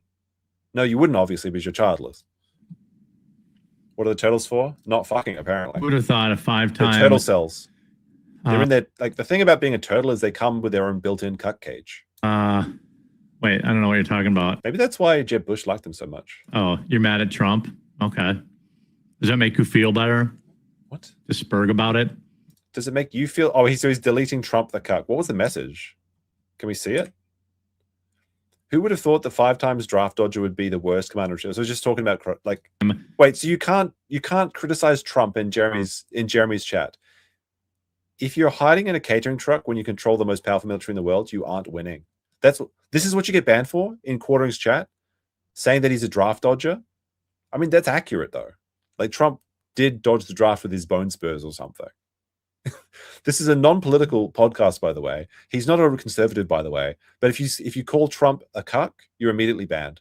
Of course, Jeremy has to ban this person because he sees the cuck insult as a slight against him because he identifies with cucks because he is one. Wait, I don't know what you're talking about. Oh, you're mad at Trump? Okay. Does that make you feel better? He personally banned this guy. Spurg about it? Like, it's sometimes when I try and click on people's faces in chat, I hit the wrong one. Because like this one, I was actually trying to hit this one. But the chat moves, right? And when the chat moves, it's hard to hit the right chat. And sometimes you like go back, and then sometimes I pretend I clicked on the right one by mistake. Sometimes I pretend I clicked on the right one intentionally, and then I just read it anyway, but then it's sometimes nonsense. Don Flurgan is an industry plant. No, say it ain't so. Don's a good boy. He didn't do nothing. He's my boy. He's my boy. I love Don Flurgan. Say it ain't so. You gotta get this defamation out of here. You're banned. No, we're not, actually. Like, of course not. Think of it, yeah, we have to think about the midterms. But he's not MAGA, exactly. I got the Don B today on the from the Kick chat. That's good. He's a hair plant, maybe? Okay, that's funny. No, it's real. He's spending all the money on hairspray, don't you know? Does it make you feel bad? I hope it makes you feel better. I've been wanting to play some poker, but Hard Rock doesn't have it down here. We'll go to the corner.com/poker. The site I used basically maybe if he went to his wife to poke her, he wouldn't have she wouldn't have let him. Lets you play for real money. Look at those bees. If you want, or you can play for fake money. Wait, what? Let's go back. Real money if you want, or you can wait, hold on. Go back to 2000. Now down here, we'll go to the corner.com/poker. The site I used basically lets you play for real money if you want, or you can play for fake money. Okay. That's it. But the Jeremy's tournament doesn't have a number, it has a number, but it doesn't have what is it? Are we playing for real money or fake money? He's busting out the lizard lick, like he's like a lizard, like a gecko here. Look at this. Watch his lip. But it's legal in most states, and I have successfully withdrawn about $50,000 from the site. Oh, stop the cap! Stop the cap! Stop. Did you deposit $50,000 first? No, wait. Here's Quartering's solution to withdrawing $50,000 from a poker website. First, deposit 100K, lose half of it, then withdraw the rest. That's how he did it. I believe that. So, and be careful when you throw your winnings because you got to pay taxes on them. You guys still got to pay taxes. It's not a loophole. It's all legit. Whatever the amount is in your state. You know, if you win this random tournament, I doubt you have to pay taxes on it, but why not? Is the prize not money? I like money, Jeremy. You know, people like money. What are we playing for? It's 1,000 bags of coffee. Do we have to pay the tax on that? Yeah. I like money. I like money. I like money. I like money. Is Jeremy still on keto? So there's a fun theory at the moment that he's actually seething and drunk and breaking keto because Melanie's on vacation and there's no reason to be performatively losing weight now that, or pretending to be losing weight now that Mel's gone. Jesus, this silent. They don't go, well, holy shit. Like Jeremy's is silent because he's deleting these people. Magaland 2020 just got deleted for saying, is this an Iran is begging for a deal day, or is it I'm going to bomb them at levels not seen since World War II day? Sometimes it's hard to keep up. That's what he got banned for? Wait, the only people Trump has empathy for are the men accused of domestic sexual assault and Ghislaine Maxwell. That person got deleted. I mean, Trump did kind of sweep for Ghislaine and Epstein, like, let's be honest. Like the Epstein files were a disaster. It's a big L for Trump. Okay, we're fighting about Trump in chat. Okay, I guess I'll just get back to work. What? I guess. So this person is allowed to stay. I love Trump. He saved us from Hillary. Dead air. Yeah, it's a lot of tards today. Has to be a day ending with a YA. All right.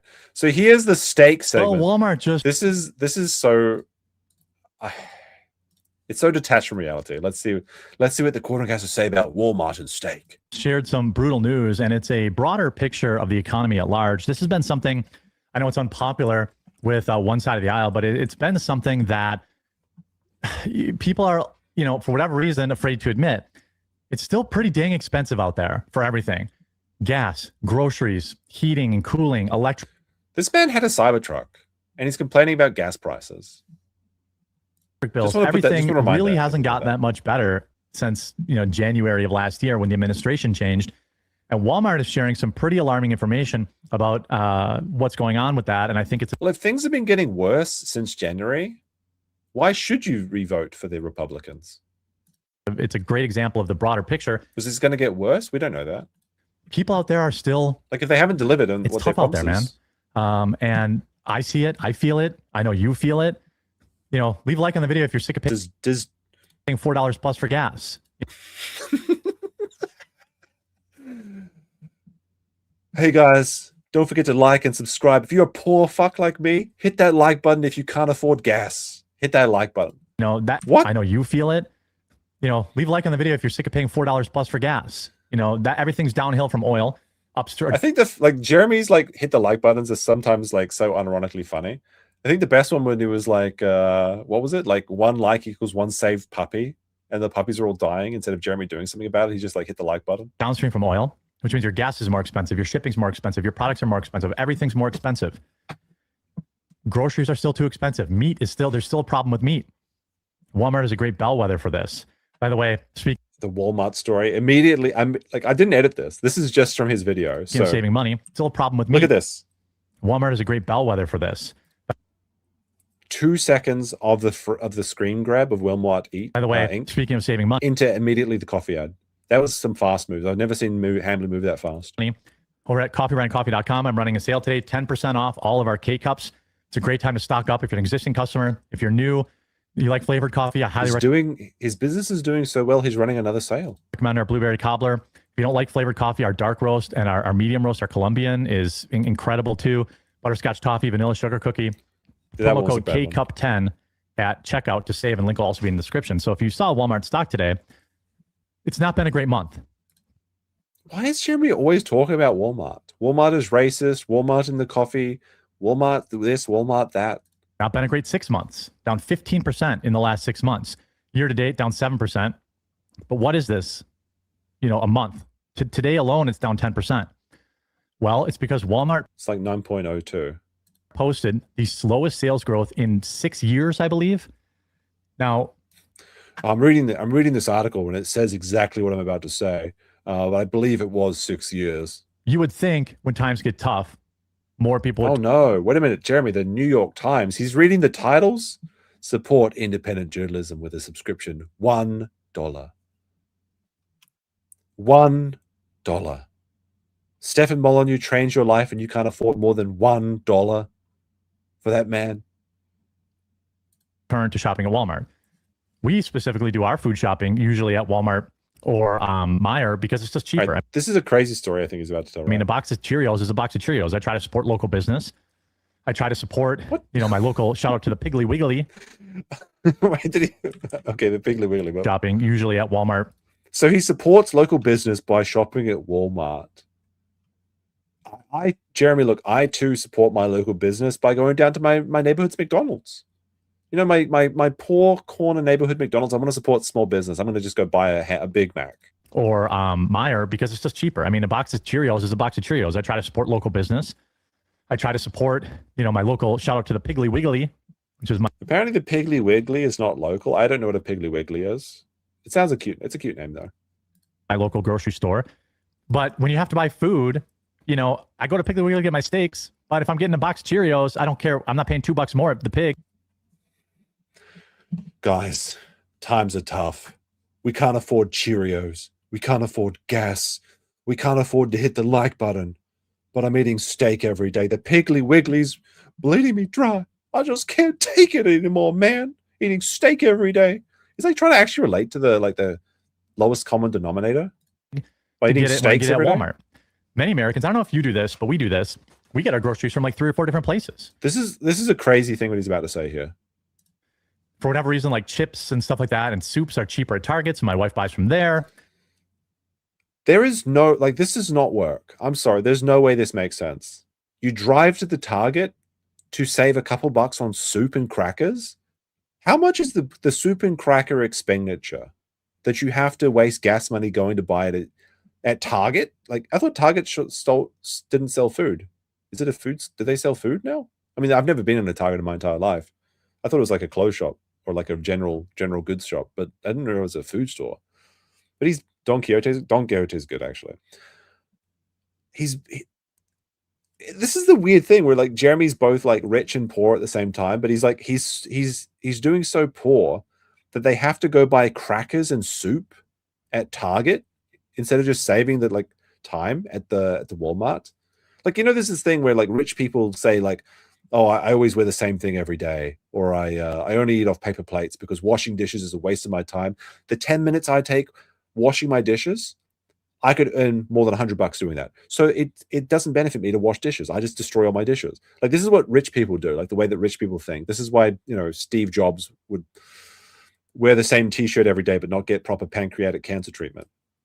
Okay? Because he makes more money than the wasted time he has to think about his wardrobe in the morning. But Jeremy's wasting all this time just going and getting soups and crackers.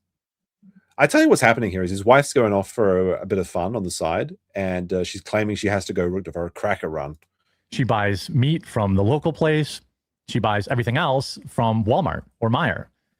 So at any given time, we're probably going to 3 or 4 different stores to try to get the best deal. And it wasn't always like that. When things were better, we just get it all from the same store. Except meat. She's out for pizza. Oh, I forgot about that. Shit. Sorry, I got so tilted by the. Hold on, let me just trick this real quick. Make sure this is the right one. Yeah. Okay. It's. I got so tilted by the stream tabs crashing. I forgot to show you these pictures. Melanie Mac's brother's making boiled pizza. This is how bad it is in the Melanie Mac household. My brother boiled a pizza. It tasted like you'd imagine it. Look at this shit. Look at it. Is this like Mapo tofu or something and she's just claiming it's pizza? There's no way. There's no fucking way.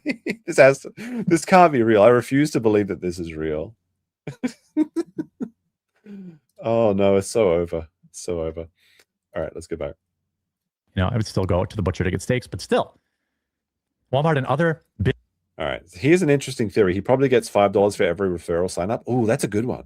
I could see that happening. Jeremy gets paid $5 per sign up.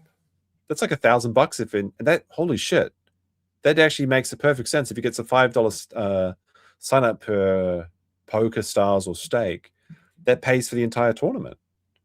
Interesting, except for the $500 he's going to lose, but he thinks he's going to win, so he doesn't realize that. My wife calls it the target. Yes, that's what's happening. She's going out for target practice, getting those soups. Saint Remigius gifted 5 subs. Also, Jay resubscribed. And we also got Dr. Amor Johnson for 100 kicks. Big U.S. retailers have now warned that consumers are being very cautious, even if the household balance sheet seemed healthy. I think this just goes to the bigger picture that the rent is too damn high. You know, it's expensive out there. People are worried about, you know, what's going on with the economy. People aren't spending freely. I can tell you, coffee sales, I've had to do discounts when I normally. Oh no, the coffee sale's not doing too good, is it? I don't have a lot of margin. 10% off is basically all my margin. Wait, so he's selling coffee at cost? I mean, that almost makes sense because like it's like $20 a bag. He says he makes $1 a bag. It's 10% off. Yeah, that makes sense. So he's just giving away his coffee for free. Times are so tough. Why? Plus it's tariffs on the beans. But not the it's bean tough out tariffs. There. Walmart posted its slowest sales in years in its home market of the United States as consumers are worried about their finances and tightening their wallets. Comparable sales at Walmart stores rose just 2.6% in its most recent quarter, the retailer reported on Thursday. Its slowest growth in more than 6 years. Now, I started to say this earlier. So he just read the article and then he's like, well, I believe that was 6 years. Of course, I've been following this for many times. Generally, you would think when things get tough, people turn to Walmart. He can't afford $1 for the subscription. Unlimited access, Jeremy. This is a lucrative deal for $1. Just $1 a day can change the New York Times life. But when things actually get tough, then they stop spending. I don't need that. I mean, you guys, it's basically like me. I have like 10 shirts. I don't spend money on shirts. Why would I do that? No. You have the same 10 shirts because you're lazy and your wife doesn't iron them. Not that she should have to, but like she doesn't iron them to spite you. Nothing wrong with it. It's just a slob wearing the same shirt over and over again. There's holes in it. I'm not buying a new shirt. It's totally fine. He can't afford shirts? You know what I saw recently? Oh, actually, this is very esoteric in my brain reference bookmarks. Hold on. Let me see if I can find this immediately, which I can. I guarantee you. It's the shirt segment. Because this is just cooler. I bookmarked this, and I knew that nobody would be interested. I knew there would never be a chance that I could talk about this, except for right now. But do you know, guys, that WinRAR made a compressed T-shirt? Look at this shit. Look at this shit. They compressed their T-shirts. I'm still not paying for WinRAR, but it's pretty cool. Look at that. Look at that. Okay, I never thought I'd get a chance to use that. It's all reliable. It's like when you're looking for that Lego piece, but you actually find it. I tried to show this to my girlfriend, and she was like, what the fuck is WinRAR? I was like, oh, that's right. Never mind. They just don't get it, bros. The girls just don't get it, the WinRAR. That's what they call it, WinBra, because girls don't understand what it is. Things were better out there. Maybe I'd buy some new shirts. Maybe you don't need that name brand anymore. Things are getting tough out there. You're like, well, I'm going to go to Walmart because whatever their brand, great value, is that the brand? I don't know. The Walmart brand is cheaper. Great value. But it's gotten worse than just the perception that things are bad. It's now the reality that things are tough. The world's largest retailer had been on a roll with cost-conscious shoppers flocking to its stores in search of deals in an uncertain economy. Walmart said that lower drug prices brought on by regulatory changes dragged it down its U.S. sales last quarter. Still, I'm too poor to pay. This is actually true. Has anyone ever paid for WinRAR? That's the real question. Thank you, ChumpRx. The company raised its outlook for sales and profit for this full fiscal year. Company executives said businesses saw shoppers' behavior change when the national average of price of gasoline surpassed $4 a gallon in July. Sometimes things are easy, and there's that time-tested. We got a post. NPulse says, I bought WinRAR, so people like you can have it for free. And he gifted 1,000 kicks. Thank you. Careful, he's a hero. Okay, so we got to get some W's for NPulse in the chat. Other approved saying of, it's the economy, stupid. Like, that's, that's just the case, right? It's tough out there. And you know what? It doesn't feel great when members of our administration are laughing about the $18 burrito. Now, I know that you can make a burrito for less than $18. But the response is... Can you though, Jeremy? I mean, I know I can, but can you? Not to mock people. It should be that, yeah, we know it's expensive out there. And not just say you're doing something about it. Actually do something about it. That's the issue. You know, like, $18 burrito, rich college kids complaining. Yeah, okay. But I see our grocery bill. You see your grocery bill. Do Americans know the avocado toast meme? Is that like exclusively an Australian meme, or is that like global? Like I'm pretty sure there's an Australian thing, right? Where the Australians are like, young people could afford houses if they stopped buying avocado toast. It's basically the same as the burrito thing. Not sure. Maybe I'm just stealing valor from the avocado toast peoples. I think it's Aussie. It's global. It's global. Everybody's heard it. It's Mr. Worldwide, the avocado toast situation. Back to school's coming up. Is it already back? No, I mean, I'm not talking about the origin of avocado toast. I mean, the origin of saying that avocado toast is why young people can't afford homes. School. It's back to school time right now. How many days till a new vlog? Never. It's never happening. It's never gonna fucking happen. The vlogs are dead. They're not cooking. Trent Johnson with a 10 says N. I mean, I can't imagine what the price of all the supplies kids need nowadays. How that's changed. Yeah, you can't imagine because you're a childless loser and you're 44. It's one textbook, Michael. How much could it cost? $10? Remember going back to school shopping? Textbooks are actually fucking expensive. The kid, I loved it. I got to pick out my Trapper Keeper. If I could get a Trapper Keeper, it kind of depended. They were expensive and you didn't really need one. What the fuck is it? What are you talking about? Trapper Keeper? What? Remember going back to school shopping? As a kid, I loved it. Got to pick out my Trapper Keeper. What the fuck's a Trapper Keeper? Is it political? Why don't I know that? What is a Trapper Keeper? I gotta look this up. Stopping everything. Trapper Keeper. What the fuck is a Trapper Keeper? Iconic brand of loose leaf ring binders by Mead in the late. What? This is the gayest shit I've ever seen. Oh, it's got that 80s. Okay. I'll let this slide. It's got that aesthetic. It's got this aesthetic where everything used to look like this in the 80s. Or was it the 90s? Was it all the 90s kids pretending they're from the 80s? Would get a Trapper Keeper. It kind of depended. They were expensive and you didn't really need one. But, you know, pick out your pens, pick out your crayons. You had the list. It was a great time. I used to work at Office Max. It was our biggest time of the year. Parents coming in. Jeremy will have you believe that he was excited for the back to school sales, but then claim he didn't read a book in his entire college career where he got a master's degree in business administration. Getting the crayons, their TI-83 calculators, they're all this stuff. Buying the $5 insurance plan that I get $5 for. It was a great time for me at $7.15 an hour to make some commissions. Also, that's why he loved back to school sales, because he was making commissions off of idiots buying shit. However, perhaps there's a psychological impact to that. John David said about the gas prices. There's not a psychological impact to that. People are spending an extra $100 a month on gasoline, maybe $200 or $300, depending on how long your drive is. Wait, what? People are spending an extra $100 a month on gasoline, maybe $200 or $300, depending on how long your drive is. Jeremy claims he only fills up his tank once a month. This is just like stolen poor valor. I'm relatable, guys. I'm buying my soup at Target and my steaks at Piggly Wiggly. We're all struggling. While he steals people's content and either makes money hand over fist or is losing on money. Nobody knows. And that's the problem. That comes right out of your pocket. It evaporates. Gasoline is just this thing that we have to pay for. It's not like you... Not if you buy a bike. Not if you lived in walkable cities. We just have to pay for gasoline. Not really, actually. Get any utils of... I know Americans built their entire society around the car, so for them they have to, but like, come on now. Satisfaction out of it, to use the marketing term, unless you're huffing it, I suppose. You could build trains. Wait, he's making a Rama Rama reference? You get any... Yeah, can we think about the Aboriginal Australians? Do you know how expensive it is to get Rama Rama these days? They think they're deadly, but they think now they're actually just broke. Of satisfaction out of it, to use the marketing term, unless you're huffing it, I suppose.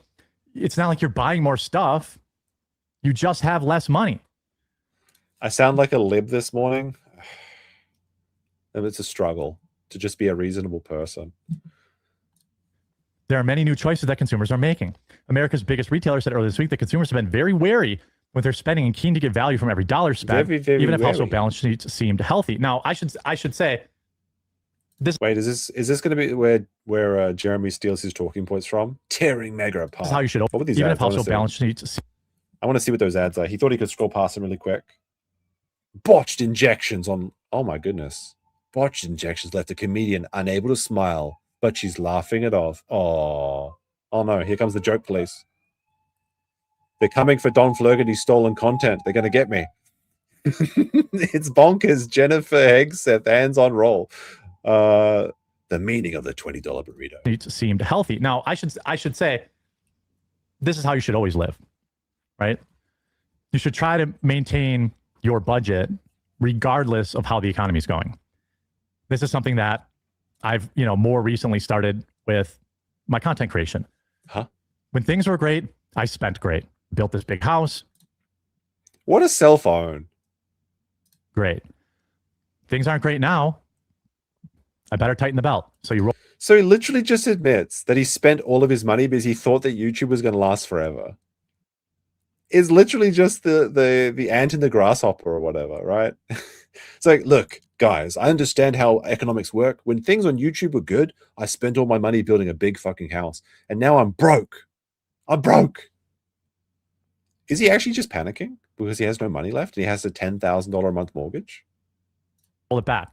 Things get great again, you spend more. Well, not really. I mean, you can.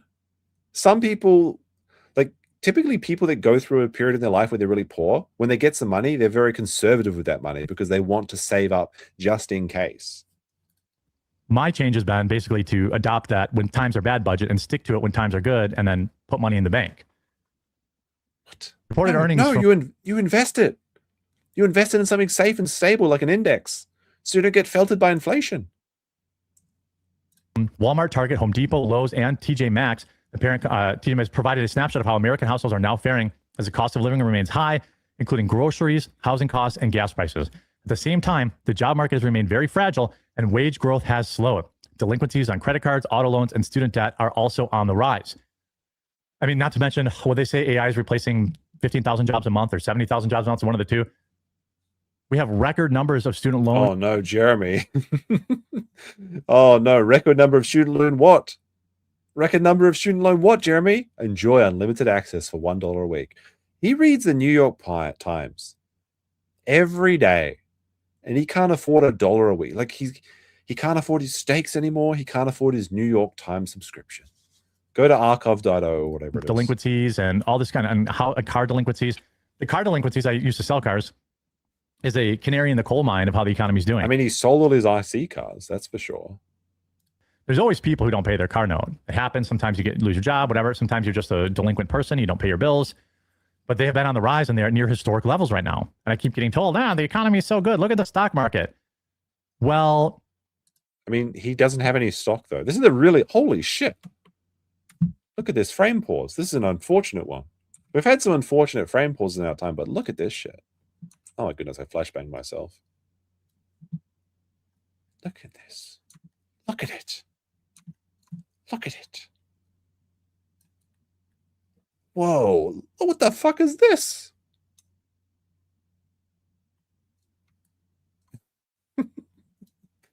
I think this will have to be a sticker. I'll make it after the stream, but I'm going to save this one. Holy shit, those eyes. You know, the thing is, on the Mel stream he was talking about how he's sleeping better. But I guess this is the kind of tired that sleep can't fix, right? Oh, no. You know, when I was in high school, I was really cringe. And I would try and sleep as little as possible. And I would just go days without sleeping, and it drove me slightly insane. Probably explains a lot about me. And I was always just trying to, like, macho through it or something. And my friends told me to get some sleep. I'd be like, nah, I'll sleep when I'm dead. Which is not a great thing to do. I just thought it sounded cool. But I would honestly sleep like once every 2 days. I was like drinking so much coffee, and like that's probably stunted my growth. Honestly, like I could have been like a giant, like 7 feet tall, if I wasn't drinking coffee every day. So I'm a measly, meager 6'3". Pathetic. most of us don't live on the stock market. At most of us have our 401ks, and when those are doing good, we're happy. But those 401ks are like fake money. What? I have an IRA. I don't even know how much money's in it. I put money in it every year. And I hope that it's enough for me to retire one day. It's fake money? What is he? No, it's real money. I mean, money, fiat currency. What does he mean by that? But it doesn't change my monthly budget. The money that's in your 401k doesn't make any difference when you're paying day-to-day bills. They say household balance sheets remain healthy in aggregate, but the savings rate is very low. And elevated loan delinquency suggests that significant minority are struggling to make ends meet. Well, then I wouldn't call that.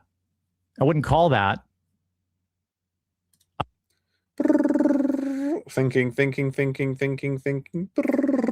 A healthy balance sheet. If Americans aren't able to save money, especially for the retirement, because who knows, Social Security, will it be there? Well, I don't know. If we can't save money, then our balance sheets aren't healthy. Subscribe now for unlimited access to Bloomberg.com. Oh my goodness. Claim now. These ad banners are not going away, Jeremy. He just needs to add like a little bit more to his banner here so that it covers up the things. I think Walmart really is kind of the canary in the coal mine. If they're out there saying, hey, people are even spending less at Walmart, probably not good. And by the way, it would have been way worse, but they got a tariff refund of $3 billion. Isn't this like the adpocalypse though? I mean, not the adpocalypse, but the apocalypse for Jeremy, because he just got into Walmart and now the new Walmart Cope for the coffee not selling has arrived. People are selling less at Walmart. Oh, if it wasn't for that damn economy, my coffee would have done perfectly. So the tariffs haven't really been working out that great either. The midterms are in November, and it's not going to get good unless we see drastic changes to gasoline prices in the very near future. And I'm not talking like eventually. I'm talking like by September, they better be back down in the 3s and the 2s here in the Midwest, or people are going to be feeling, people need time to reset.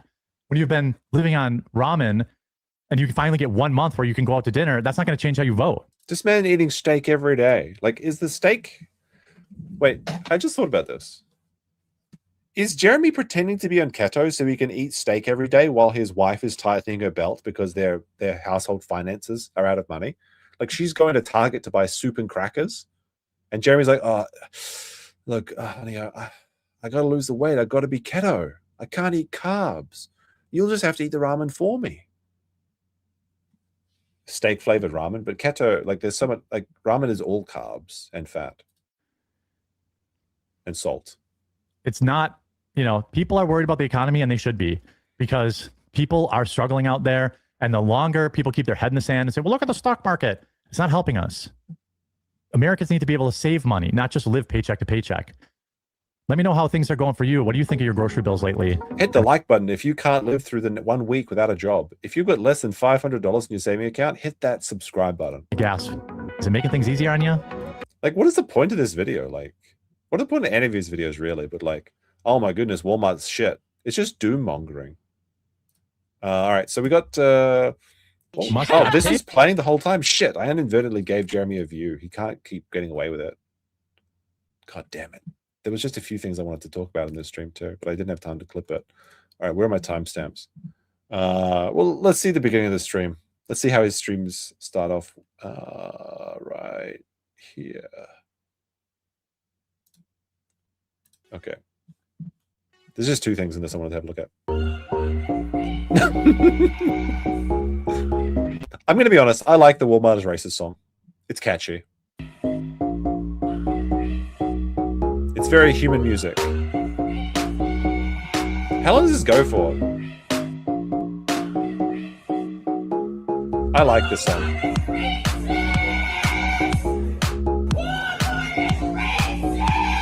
The thing is, Jeremy didn't come up with this, though. He just stole it, so that's fine.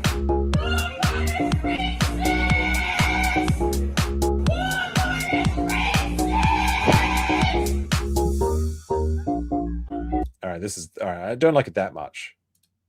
Deep dive and... Oh, wow. There we go. So it's just after this, which I... Good day! Hi! How's it going? Turn down the sound for Melanie Mac. Going. Good. How are you?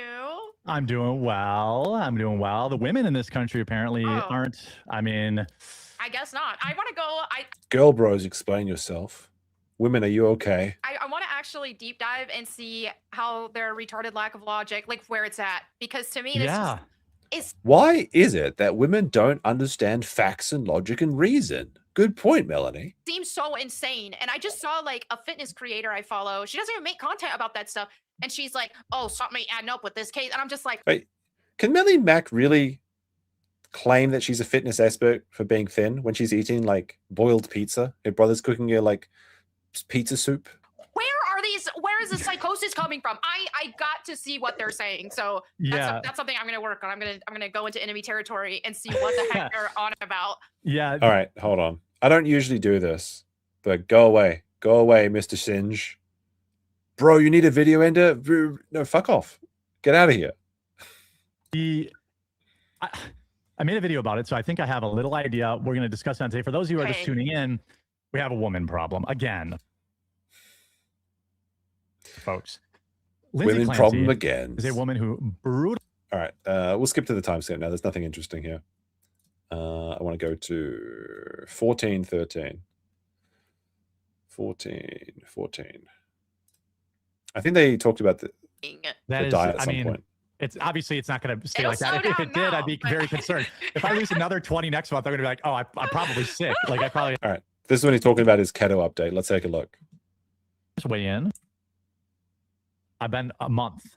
Dairy I was really having was just cheddar cheese, but I cut that, and I do feel like so now I've been on it. I've been a month. Amazing. I stopped eating cheese, and suddenly I'm losing weight. How does this work? I think minor update from yesterday. Fuck! Stop spamming. The spamming in the chat is not okay. Okay. Mods, get this guy. Okay. I need beekeepers. Yes. Mornings weigh in. So I started keto on July 19th. So exactly a month. Okay. I weighed 349. This morning I weighed 327. Oh my goodness, that's amazing. 22 pounds in a month. Isn't that? That is amazing. That is, I mean, 22 pounds. That's like what, 10 kilos? So he took a shit, a big quartering shit, and he lost 10 kilos. It's obviously it's not going to stay like that. If it did, I'd be very concerned. If I lose another 20 next month, I'm going to be like, oh, I'm probably sick. Like I probably. I don't believe any of this shit though. Like, let's see some scales. Let's see those weigh-ins. Have AIDS or something. That But is so good though. yeah, I mean, but along that route, eating clean. Oh, never mind. I can only share my experience. So this isn't like a doctor, listen to your doctor and stuff like that. But my anxiety has been much better. That's also so the two cuts I made last week were not just dairy and alcohol, but not just dairy and gluten, but also alcohol. So I've been like almost 10 days no alcohol, and it's no big deal. Like I was never addicted to it. Like it wasn't. It's just whatever. I just cut that too because it's dumb calories. Yeah, exactly. Like, I basically had my like weekly little like vodka and diet Sprites. Weekly diet vodka? Wait, there's no such thing as diet. I guess it's diet Sprite. Vodka. Thursdays to whatever. I just cut that too because it's dumb calories. Yeah, exactly. Like, I basically had my like weekly little like vodka and diet Sprites on Thursdays to relax. I was only drinking one. I mean, he's just eating this daily. Like, let's be honest. A week anyway since I started this, so going down to 0 was no big deal. But since cutting alcohol, I've been sleeping better. Does this look like the face of a man who's been sleeping better, chat? Since I cut alcohol, I'm just sleeping like a dream. Like, you know what? I'm not sleeping better, chat. Do you want to hear about my struggle? You want to hear about my struggle? I couldn't sleep at all over the weekend. I'm not even joking. Like last night I went to bed at 3 a.m. But on Saturday night, I literally did not sleep until 8 a.m. I was up all night. Okay. I was up all night. And I wasn't even tired. Do you know why? Because of that damn Factorio Space Age. Unironically, I started playing. I was like I was like, you know what? I might just play a little bit of a game sesh. Maybe start like an 8 p.m. game sesh of Factorio Space Age. Why not? I've never tried it before. Then it was literally 12 hours, and it was like the birds were coming up. I was like, oh no, not again. Where did the time go? I've got the trains are working. I've got my little space stations. It's so good. It's so crazy because it keeps you so engaged. You don't get tired. Like I can't play it to calm down before bed because it just gets me hyped up. Factorio stream whenever I can get away with it. I don't think I have the clout to play Factorio a day and make something of myself doing that. I would unironically play Factorio for 12-hour streams if I could get away with it. It's such good. Yeah, it's like, is this a cry for help? I don't know. But actually, I think it worked in my favor because I was like, what happened was it was like, well, it's 2 a.m. I'll play till 3 a.m. Well, it's 3 a.m. I'll play till 4 a.m. Well, it's 4 a.m. The sun's coming up in 1 hour and I can have a look at the sunrise. That was my actual, like, unironically, this is my cope. Is I was like, I'll just wait and I'll watch the sunrise. And this is actually the cope. Then it was 6 a.m. and I was like, all right, the sun is coming up now. Fuck it, I'll go outside. And I went outside actually, and then I went for a walk for about an hour and a half. And it was actually very beautiful, even though it was 30 degrees at 6 a.m., 7 a.m. in the morning. I took some very beautiful photos and videos. I could show you them as well. If I was required to prove that I was really taking photos after playing Factorio for 8 hours straight, I could if I wanted to. Okay. They were pretty cool photos. Which helps your anxiety. So those you're videos. fully rested. Yeah. And I've been feeling less anxious, more dialed in. If anything, I have more energy now than I can ever remember having. I'm sure I had more when I was like a teenager. Right. But like, he's bubbling with energy. You know, like even last night, it was like 11 o'clock at night. Normally I go to bed, but I was like wide awake working and I was just kind of in the zone. And so if nothing else, like 20, is it not 22 pounds? Did I do the math wrong? Is it 18? Someone said, but who's counting? You said I'm in 5 months without alcohol, but who's counting? Good, dude. Yeah, I mean, look, I'm not, just like with like my position on pornography, it's a little more like lax than Melanie. He has the nuanced take on pornography. He jorks it. So Melanie's like losing her mind right now. That's actually a good sticker too. I wish I could say you can't really fit in. The head works, but the hands, you can't get them. It's not going to work. It's like, yeah, I have a more nuanced take on pornography. I jork it. But you know, just like with alcohol, like I'm never going to be that guy who's like, oh my God, never drink alcohol. It's the worst thing ever. That's never going to be me. I'm not saying I'm going to quit forever. But I am going to, just to help supercharge this, you know, this weight loss journey. And then once I mix in more, you know, I've been lax on working out because my foot's been hurting, but you know, once I get more to working out, maybe I'll allow myself once in a while. But for now, when basically all his foot is hurting because he's been eating so much meat. These Mel pauses are actually pretty good.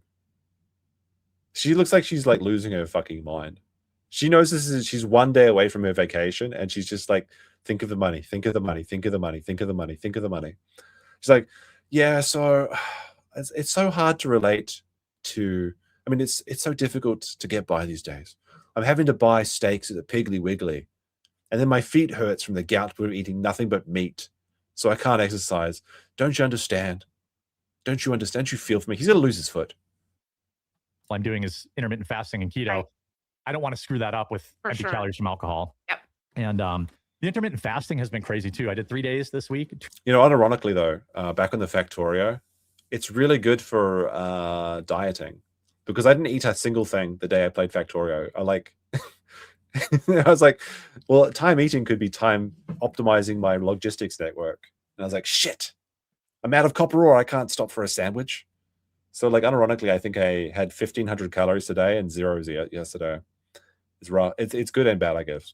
2 days this week. I think 2 days. Mm-hmm. It was easy. That's like great. Autism, look, the body knows when it has to make sacrifices for the greater good. Okay. Now I don't know if it's because I have the electrolytes in my water, so I don't know if it actually counts as technically fasting, but I think it still does. I don't. Oh no, the Korean gamer diet. And I don't know if I should show you this either. The Korean. I drank this today. I was like, I saw this. It's like Korean moon rune like things. It's got Japanese on it as well, but like it's Korean. It's really Korean. Wait. See, there's the Hangul. See, I think Hangul looks really cool. I was like, ooh, nice. It's IGN back. IGN back. It's like Jin or something. Yeah, I'm not sure what it is. Apparently, it's a collaboration with some K-pop boy. I just saw it and I was like, Apple Tonic Engine. Why not? That sounds like the company that clones dinosaurs. I think the electrolytes like cancel it out. Cancels a fast. Yeah. I don't think it does. Yeah. I'm gonna do 3 days next week, Monday, Tuesday, Wednesday, and like when you get into that zone, like He's in the I'm zone. just not hungry. Like Mhm. my wife is like, dude, what the hell? You haven't eaten in like 2 days. I'm like, I'm good. Yeah. I'm good. Well, when you're eating a lot of that's the thing about the foods you are eating. You're eating a lot of steak and ground beef and things like that. That is just super nutrient dense. So you're Yeah. I think he's clogged up. He's backed up. It's going to be a massive explosion. Like, do not go to, like, some of you guys are cool. Don't go to Walmart tomorrow. body isn't. Well, I haven't craving had a as much other steak in a stuff. week, which Okay. sucks because I got gout, you Yeah. know, so I'm waiting. By the Yeah. way, shout out to Juan. I haven't had steak. That's a brutal cooldown. It's like a legendary ability. You can only use it once every week. The steak cooldown.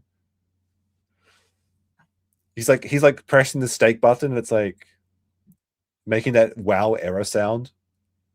Sorry, Jeremy, you can't use your death call yet. You had a steak a week ago. What kind of stream is this? A $500 one? This is $500. Who says, well done, sir, following keto with you, down from 190 to 180. Yes, dude. Oh, Good for good you. job. That's awesome. Yeah, the shit, what was I just saying? About your intermittent fasting. Oh, Yeah. was it that? I was talking about intermittent fasting. I think I was just talking with someone. Well, and she was like, you never eat. I'm like, I'm not hungry. Yeah. Like, I'm okay. You know, like for me, it doesn't matter. Like people like drink water, so appetite. It doesn't work for me. When I'm hungry, I can drink water all day. It doesn't really make me Right. not hungry. Yeah. But I was saying steak. I'm really looking forward to my next steak, but because I ate a big fat ribeye every dinner for 2 weeks, I got gout in my foot. And Okay. there is a prescription I can take to get rid of it quicker, but I'm trying to. What is it actually like to have gout? Like, hold on a second. All right. I'm curious. What is gout like? It's just gout feels like sudden, severe, intense joint pain, often described as a burning or crushing sensation, as if the joint is on fire. That sounds awful. The skin over the joint turns red or discolored and swells up. It becomes so tender that even light weight of a bed sheet feels unbearable. Jesus Christ. This is awful. Suffer, Jeremy. How could this happen to me? Hum. Not the bed sheets. Hum. No, the agony. Hum. I mean, I guess I should feel bad for people with gout, but it feels like, isn't gout almost always self-inflicted? Like, do people just get gout like as a whoopsie daisy by genetics? Like you just lost the genetic lottery, you have gout, or is it just like the king's disease, like the rich people disease, right? I'm actually curious now. I want to learn all about gout. The only time I've ever really heard about gout, apart from being in Japan, because apparently a lot of Japanese people get gout from all the beer and yakitori they eat or something, I don't know, is from like Game of Thrones, or when like the Prince of Dawn had gout. And he's like, oh, the oranges, the blood orange field, oh, my pram hurts today. It sounds awful, honestly. Extreme sensitive, oh my goodness, it's not just pain, it's peak pain. Sudden onset, often wakes you up in the middle of the night from a sound sleep. Jesus. No wonder he's tired. Reaches an absolute worst point within the first 12 hours. Extreme sensitivity, the area is hot, swollen, hurts intensely with the slightest touch. Lingering ache after the sharpest pains fades away after a few days. Dull discomfort lasts a week. Common locations, most frequently in the base, the joint of the big toe. Oh my goodness, it's an L for the toe. Can also strike the ankles, the knees, the fingers, or the elbows. Gee, that sounds awful. Good thing it's happening to Jeremy and not like a real person. Cleanse my body from all prescriptions, so I haven't taken it. Yeah. I've just been taking tart cherry supplements, and it's getting better, but like the pills make it go away in like 2 days. This is now week 2. Help me, help me, help me. I'm in extreme pain. I'm in extreme pain. The pills make it go away in 2 days, but I'm eating the berries. Like his wife's like a witch or something, right? Like, Jeremy, your gout is causing you pain. This infusion of berries, cherry berries, should help you. Drink the berry juice, Jeremy. You'll be fine. Just take the pills at this point. Oh, he's on Ozempic. Oh, yeah, good point. If he's on Ozempic, maybe he can't mix it with the other things, right? Ooh, good call. Good call. But it's much better. It's improving like 1%. Yeah, he took the tard cherry supplements by mistake. Common mistake. A day. Right. So I'm like, well, I'll just stick it out another week, good. and then so Yeah. I'm looking forward to that first steak once my foot's all better. You know, just herniated a disc 2 weeks ago, down from 235 to 219. Turns out pain makes you not hungry. Yeah, you know what? That's a valid thing. When I have like, I only get gout like once a year, and it's totally self-inflicted. Yeah. Like if I go out to eat 3 or 4 times, and I go on like, I drink 4 or 5 days in a row, then I get. So he drinks every day. This was me eating a ribeye every single day for 2 weeks. I got it. And you're right. When I have gout, it's really easy to not eat. Like he says once a year, but hasn't he complained about gout several times this year? Because I'm There you always like go. thinking my foot is, I'm in pain Ozempic gives you gout too. and Really? my foot hurts. So I just, I'm Yeah. not thinking about eating anything. I'm just thinking about putting ice on it and going to bed. But yeah, so that's been good. And I do want to thank you for inspiring me on this health journey. Like Hashtag so blessed. There's a Family Guy quote Oh my goodness. where like Stewie's At least working with quote Meg. at least quote something good like The Simpsons. All right, we're gonna skip over. I'm vetoing the Family Guy. Fuck this. We got another timestamp at 21:50. Oh, wait, it's after the Family Guy segment. How about that? The women problem. So All right, here's the woman problem. we talked about Clancy's trial, and there are dozens and dozens of women standing outside. Oh, my this trial camera's wearing felt it pink now. Babies. with their babies, supporting a woman Oh no. who murdered her babies. And there, I don't know, there's at least 100 there probably. Well, It's frustrating that there's some attractive females in here. I know That's- this is What? the thing. What? Sorry, I was actually the wrong part. It was up a minute past this.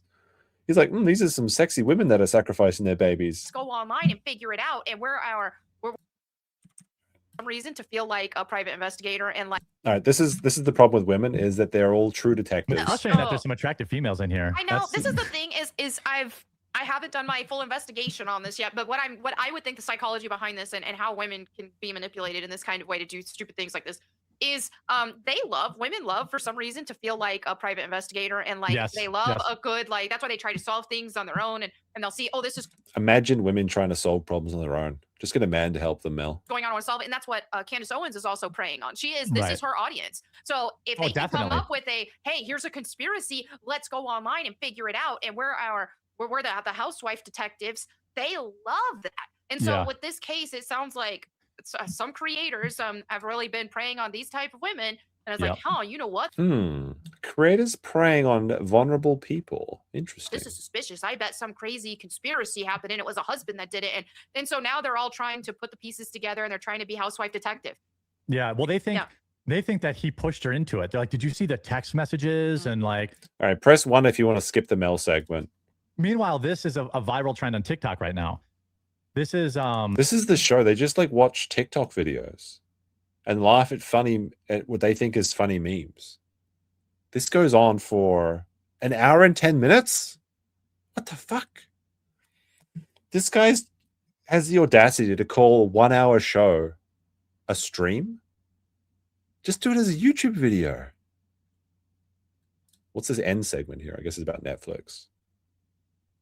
So they see it about YouTube. They look at Polymarket tweets. They laugh at so funny, haha memes. Old guy did something silly. What did he do? is fake. Oh, that's a good one. Bull. Oh. So they put the coffee cup upside down and they put the foam on top of the cup. So he drank from the top of the cup. I mean, that's like a harmless sort of prank, I guess. This is what Jeremy's paying $500 a show for. To show Jeremy to show Mel his funny collection. All right. The camera's filtered, but I got the clip that I missed from the beginning. So I guess we'll end on this. How about this? We've got a message from DSP. I was supposed to be in the beginning of the show, but I completely forgot about it. It's a God pack. Let's have a look. Starshine Radiant says people who really do know Pokemon know the God Pack pull was real, but people are fishing for reactions. In truth, my reaction to DSP doesn't even know shit about Pokemon. Hearing him mispronounce the Pokemon names is like quite infuriating.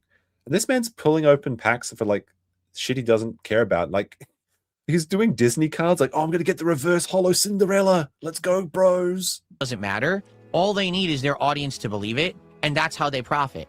So they can literally say anything with no truthful corroboration, no evidence. As long as their dunce fuck audience, brain dead, mouth drooling audience believes it, that's all they care about, because that's how they make their money, the clickbait. So they could say anything. At this point, do I have a Gengar? I don't have a Gengar. Should I go buy a packet of Pokemon cards just for one pack, just for fun, and then do a rip it open on stream? Should I do that one day? I've thought about it. The thing is, to buy Pokemon cards in Japan now, you need to bring your My Number card. Basically, you have to bring your IRD number.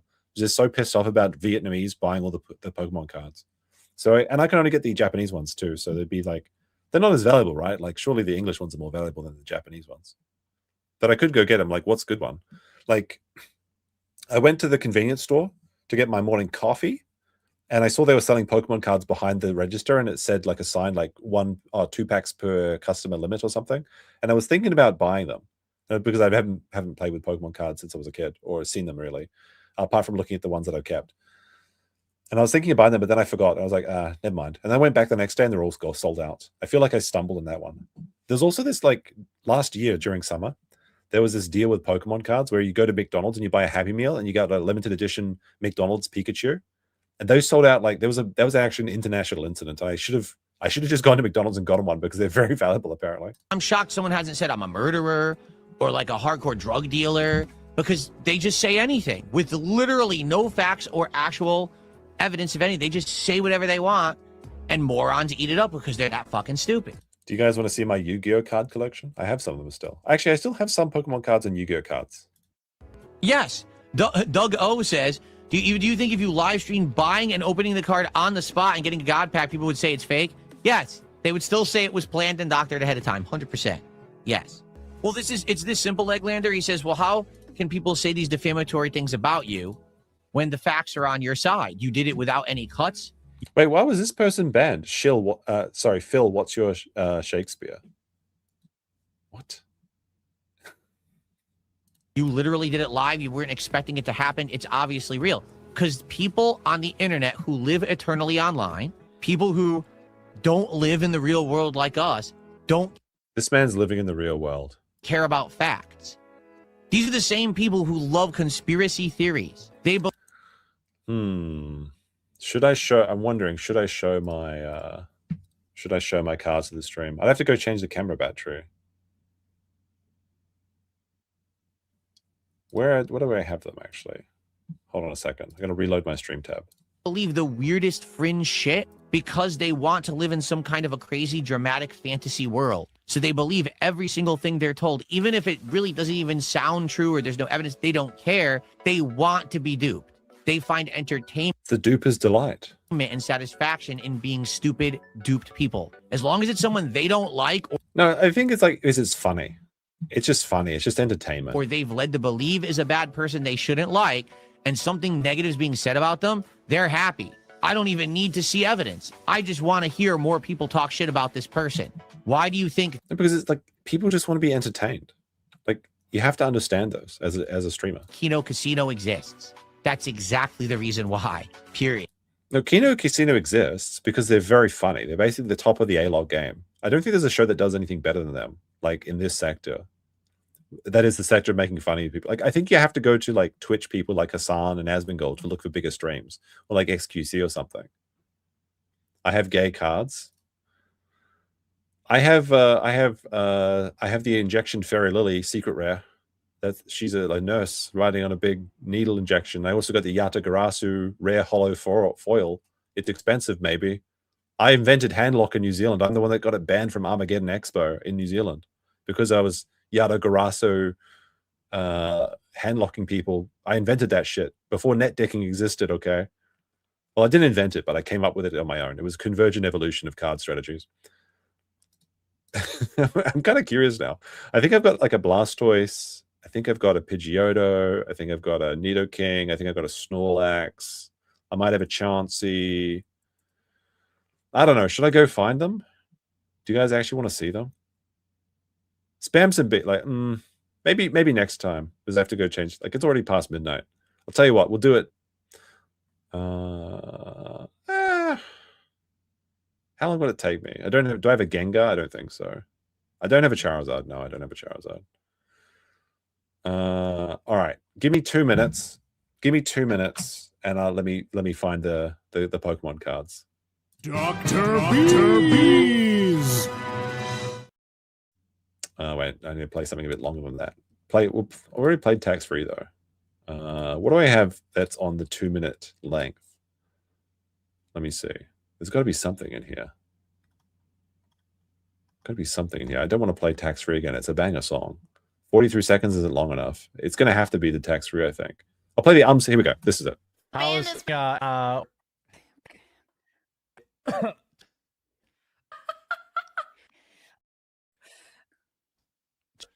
uh,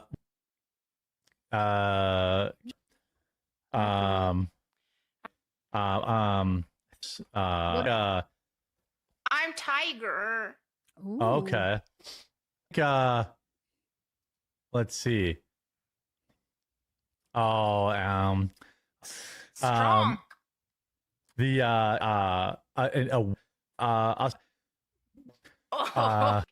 this the,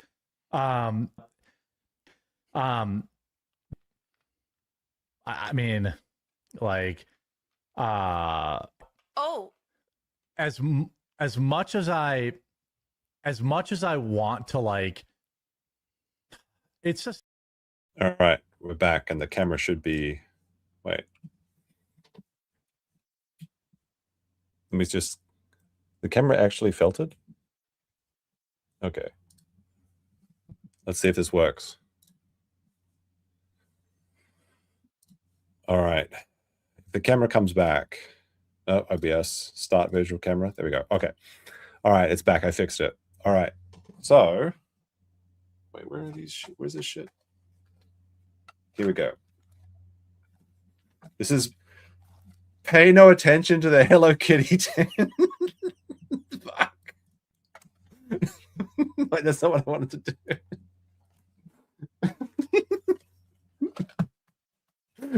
This is a pen.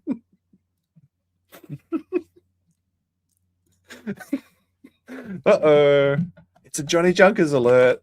All right. Pay no attention to the Hello Kitty 10. Hold on a second. Okay. The Hello Kitty 10. It's a steel Hello Kitty 10. Okay. Don't ask me why I have this. Actually, I have a very reasonable reason for it. I actually got some chips in here. I got some poker chips. This is actually, it's a kitsune ticket. Let's see what else is in my box. It's full of like all sorts of esoteric memorabilia from who can say what all this stuff is, right? There's some coins in here. There's some valuable stuff in here. I've got my marble, my favorite marble. It's just my box of memories. All right. So let's see. Well, first of all, I've got this card, Pot of Greed. This allows, wait, you know what? I'll make this bigger, shall I? I'll keep DSP on the screen just slightly so that people, I got the Pot of Greed.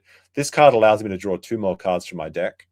That's always a good one to have. All right, let's go through the Pokemon cards. This is the Pokemon card roundup section. I've got this one, Detective Pikachu. I'm going to rip the Detective Pikachu pack. Let's have a look what we got here. I got a Psyduck, Reverse Hollow Psyduck, Detective Pikachu, Magikarp. Oh, I should have washed my hands. Shit. Oh well. All right, that was actually open. That was open. I don't actually have any packs to rip. Okay, this is my actual cards that are valuable collections.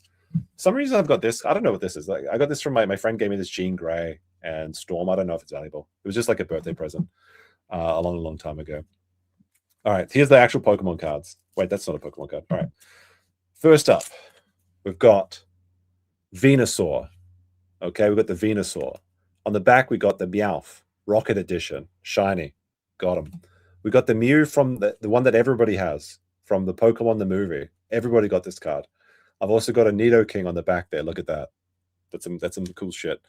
I got a Vaporeon, the most breedable of Pokemon for some reason. I just happen to have that one. I got this Snorlax. Is this a good one? Is Snorlax valuable? It's in like mint condition, kind of. Let's see. We've got Magnetron. Magnetron. There you go. We've got Muck. You know what's crazy is that Ekans is snake backwards, and that Arbok is cobra backwards, and Muck is, well, you'll have to figure that out. Let's see. We've got the Clefable. Perfect one. There you go. I've got the Hitmonlee. There you go. All right, we're down to the last 2 of the Pokemon. Then we've got the Yu-Gi-Oh cards. We've got the Zapdos. Look at that. Or Zapdos. And there we go. Dragonite. I think that's probably the best one. I think Dragonites are valuable, right? I don't know. All right, going into the Yu-Gi-Oh cards, I've got the best for last. I have to open them up in my special box. I keep them in a cassette. Some of the stream viewers won't know what this is, but they perfectly fit into this cassette tape. It's actually pretty good for keeping cards. At least I think so. All right, we got some rare normals in here. We'll skip those. We'll skip those. Let's see. Oh wait, I got these. I got a couple. I'll just zip through these real quick. Let's see. We got the whatever that is. Whatever that is. Whatever that is. Whatever that is. Wait, is this sword light force sword? That's a good one, right? Let's see. We got that one. We got that one. These are all just like the basic rares. Oh look, it's the Lady of the Harp. I remember that one. Oh, Penguin Soldier. Let's go, Penguin Soldier bros. That was an absolute Chad. The Penguin Soldier and Bug Eaters. You could do some mad, like, annoying combos with that. Well, not really, but it's like the basic bitch cards.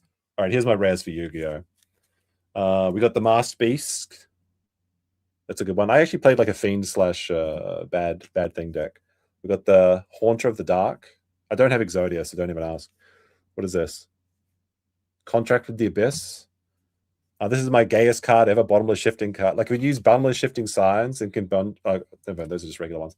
All right, we got the what is this? Reaper of the Nightmare. Reaper of the Nightmare. That's a cool one. We got the Thousand Eyes Restrict. I don't think so, Yugi boy. Not with my relinquished. What is it? What was it? Pegasus had relinquished, right? Like relinquished. Relinquished on the field prevents your monsters from attacking. But I have Thousand Eyes Restrict. He was a strong one. I got the Fire Princess. Fire Princess. Dark Necrofear. Yugi boy. What was it? Bakura? Was it Bakura had that in the show? Now, Yugi, you'll be headed to the Shadow Realm with my Millennium Ring or something. Oh, there's another Fire Princess. I have a lot of those. Got the Wall Shadow. And here's the best ones. My rarest Yu-Gi-Oh cards. Okay. There it is. The Yara Garasu. Shiny secret rare. And on the back, the Injection Fairy Lily. Oh, that's a dirty card case. The cards, look, it's coming off, okay?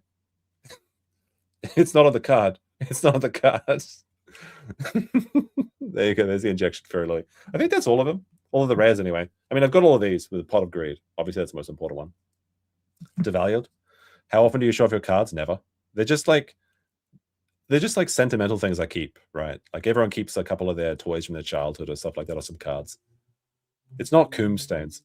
What the fuck is that? There's a pudding stain on the back. What the fuck is that? That might be doo-doo. I like Yadagarasi, though. That's probably my favorite card. You know what's really annoying? I got a story to tell you. So when I was a child, I borrowed my brother's Blastoise. No, it was his Lapras. I borrowed his Lapras, and then I left it in my pocket, and then my mom washed my pants, and the Lapras disintegrated.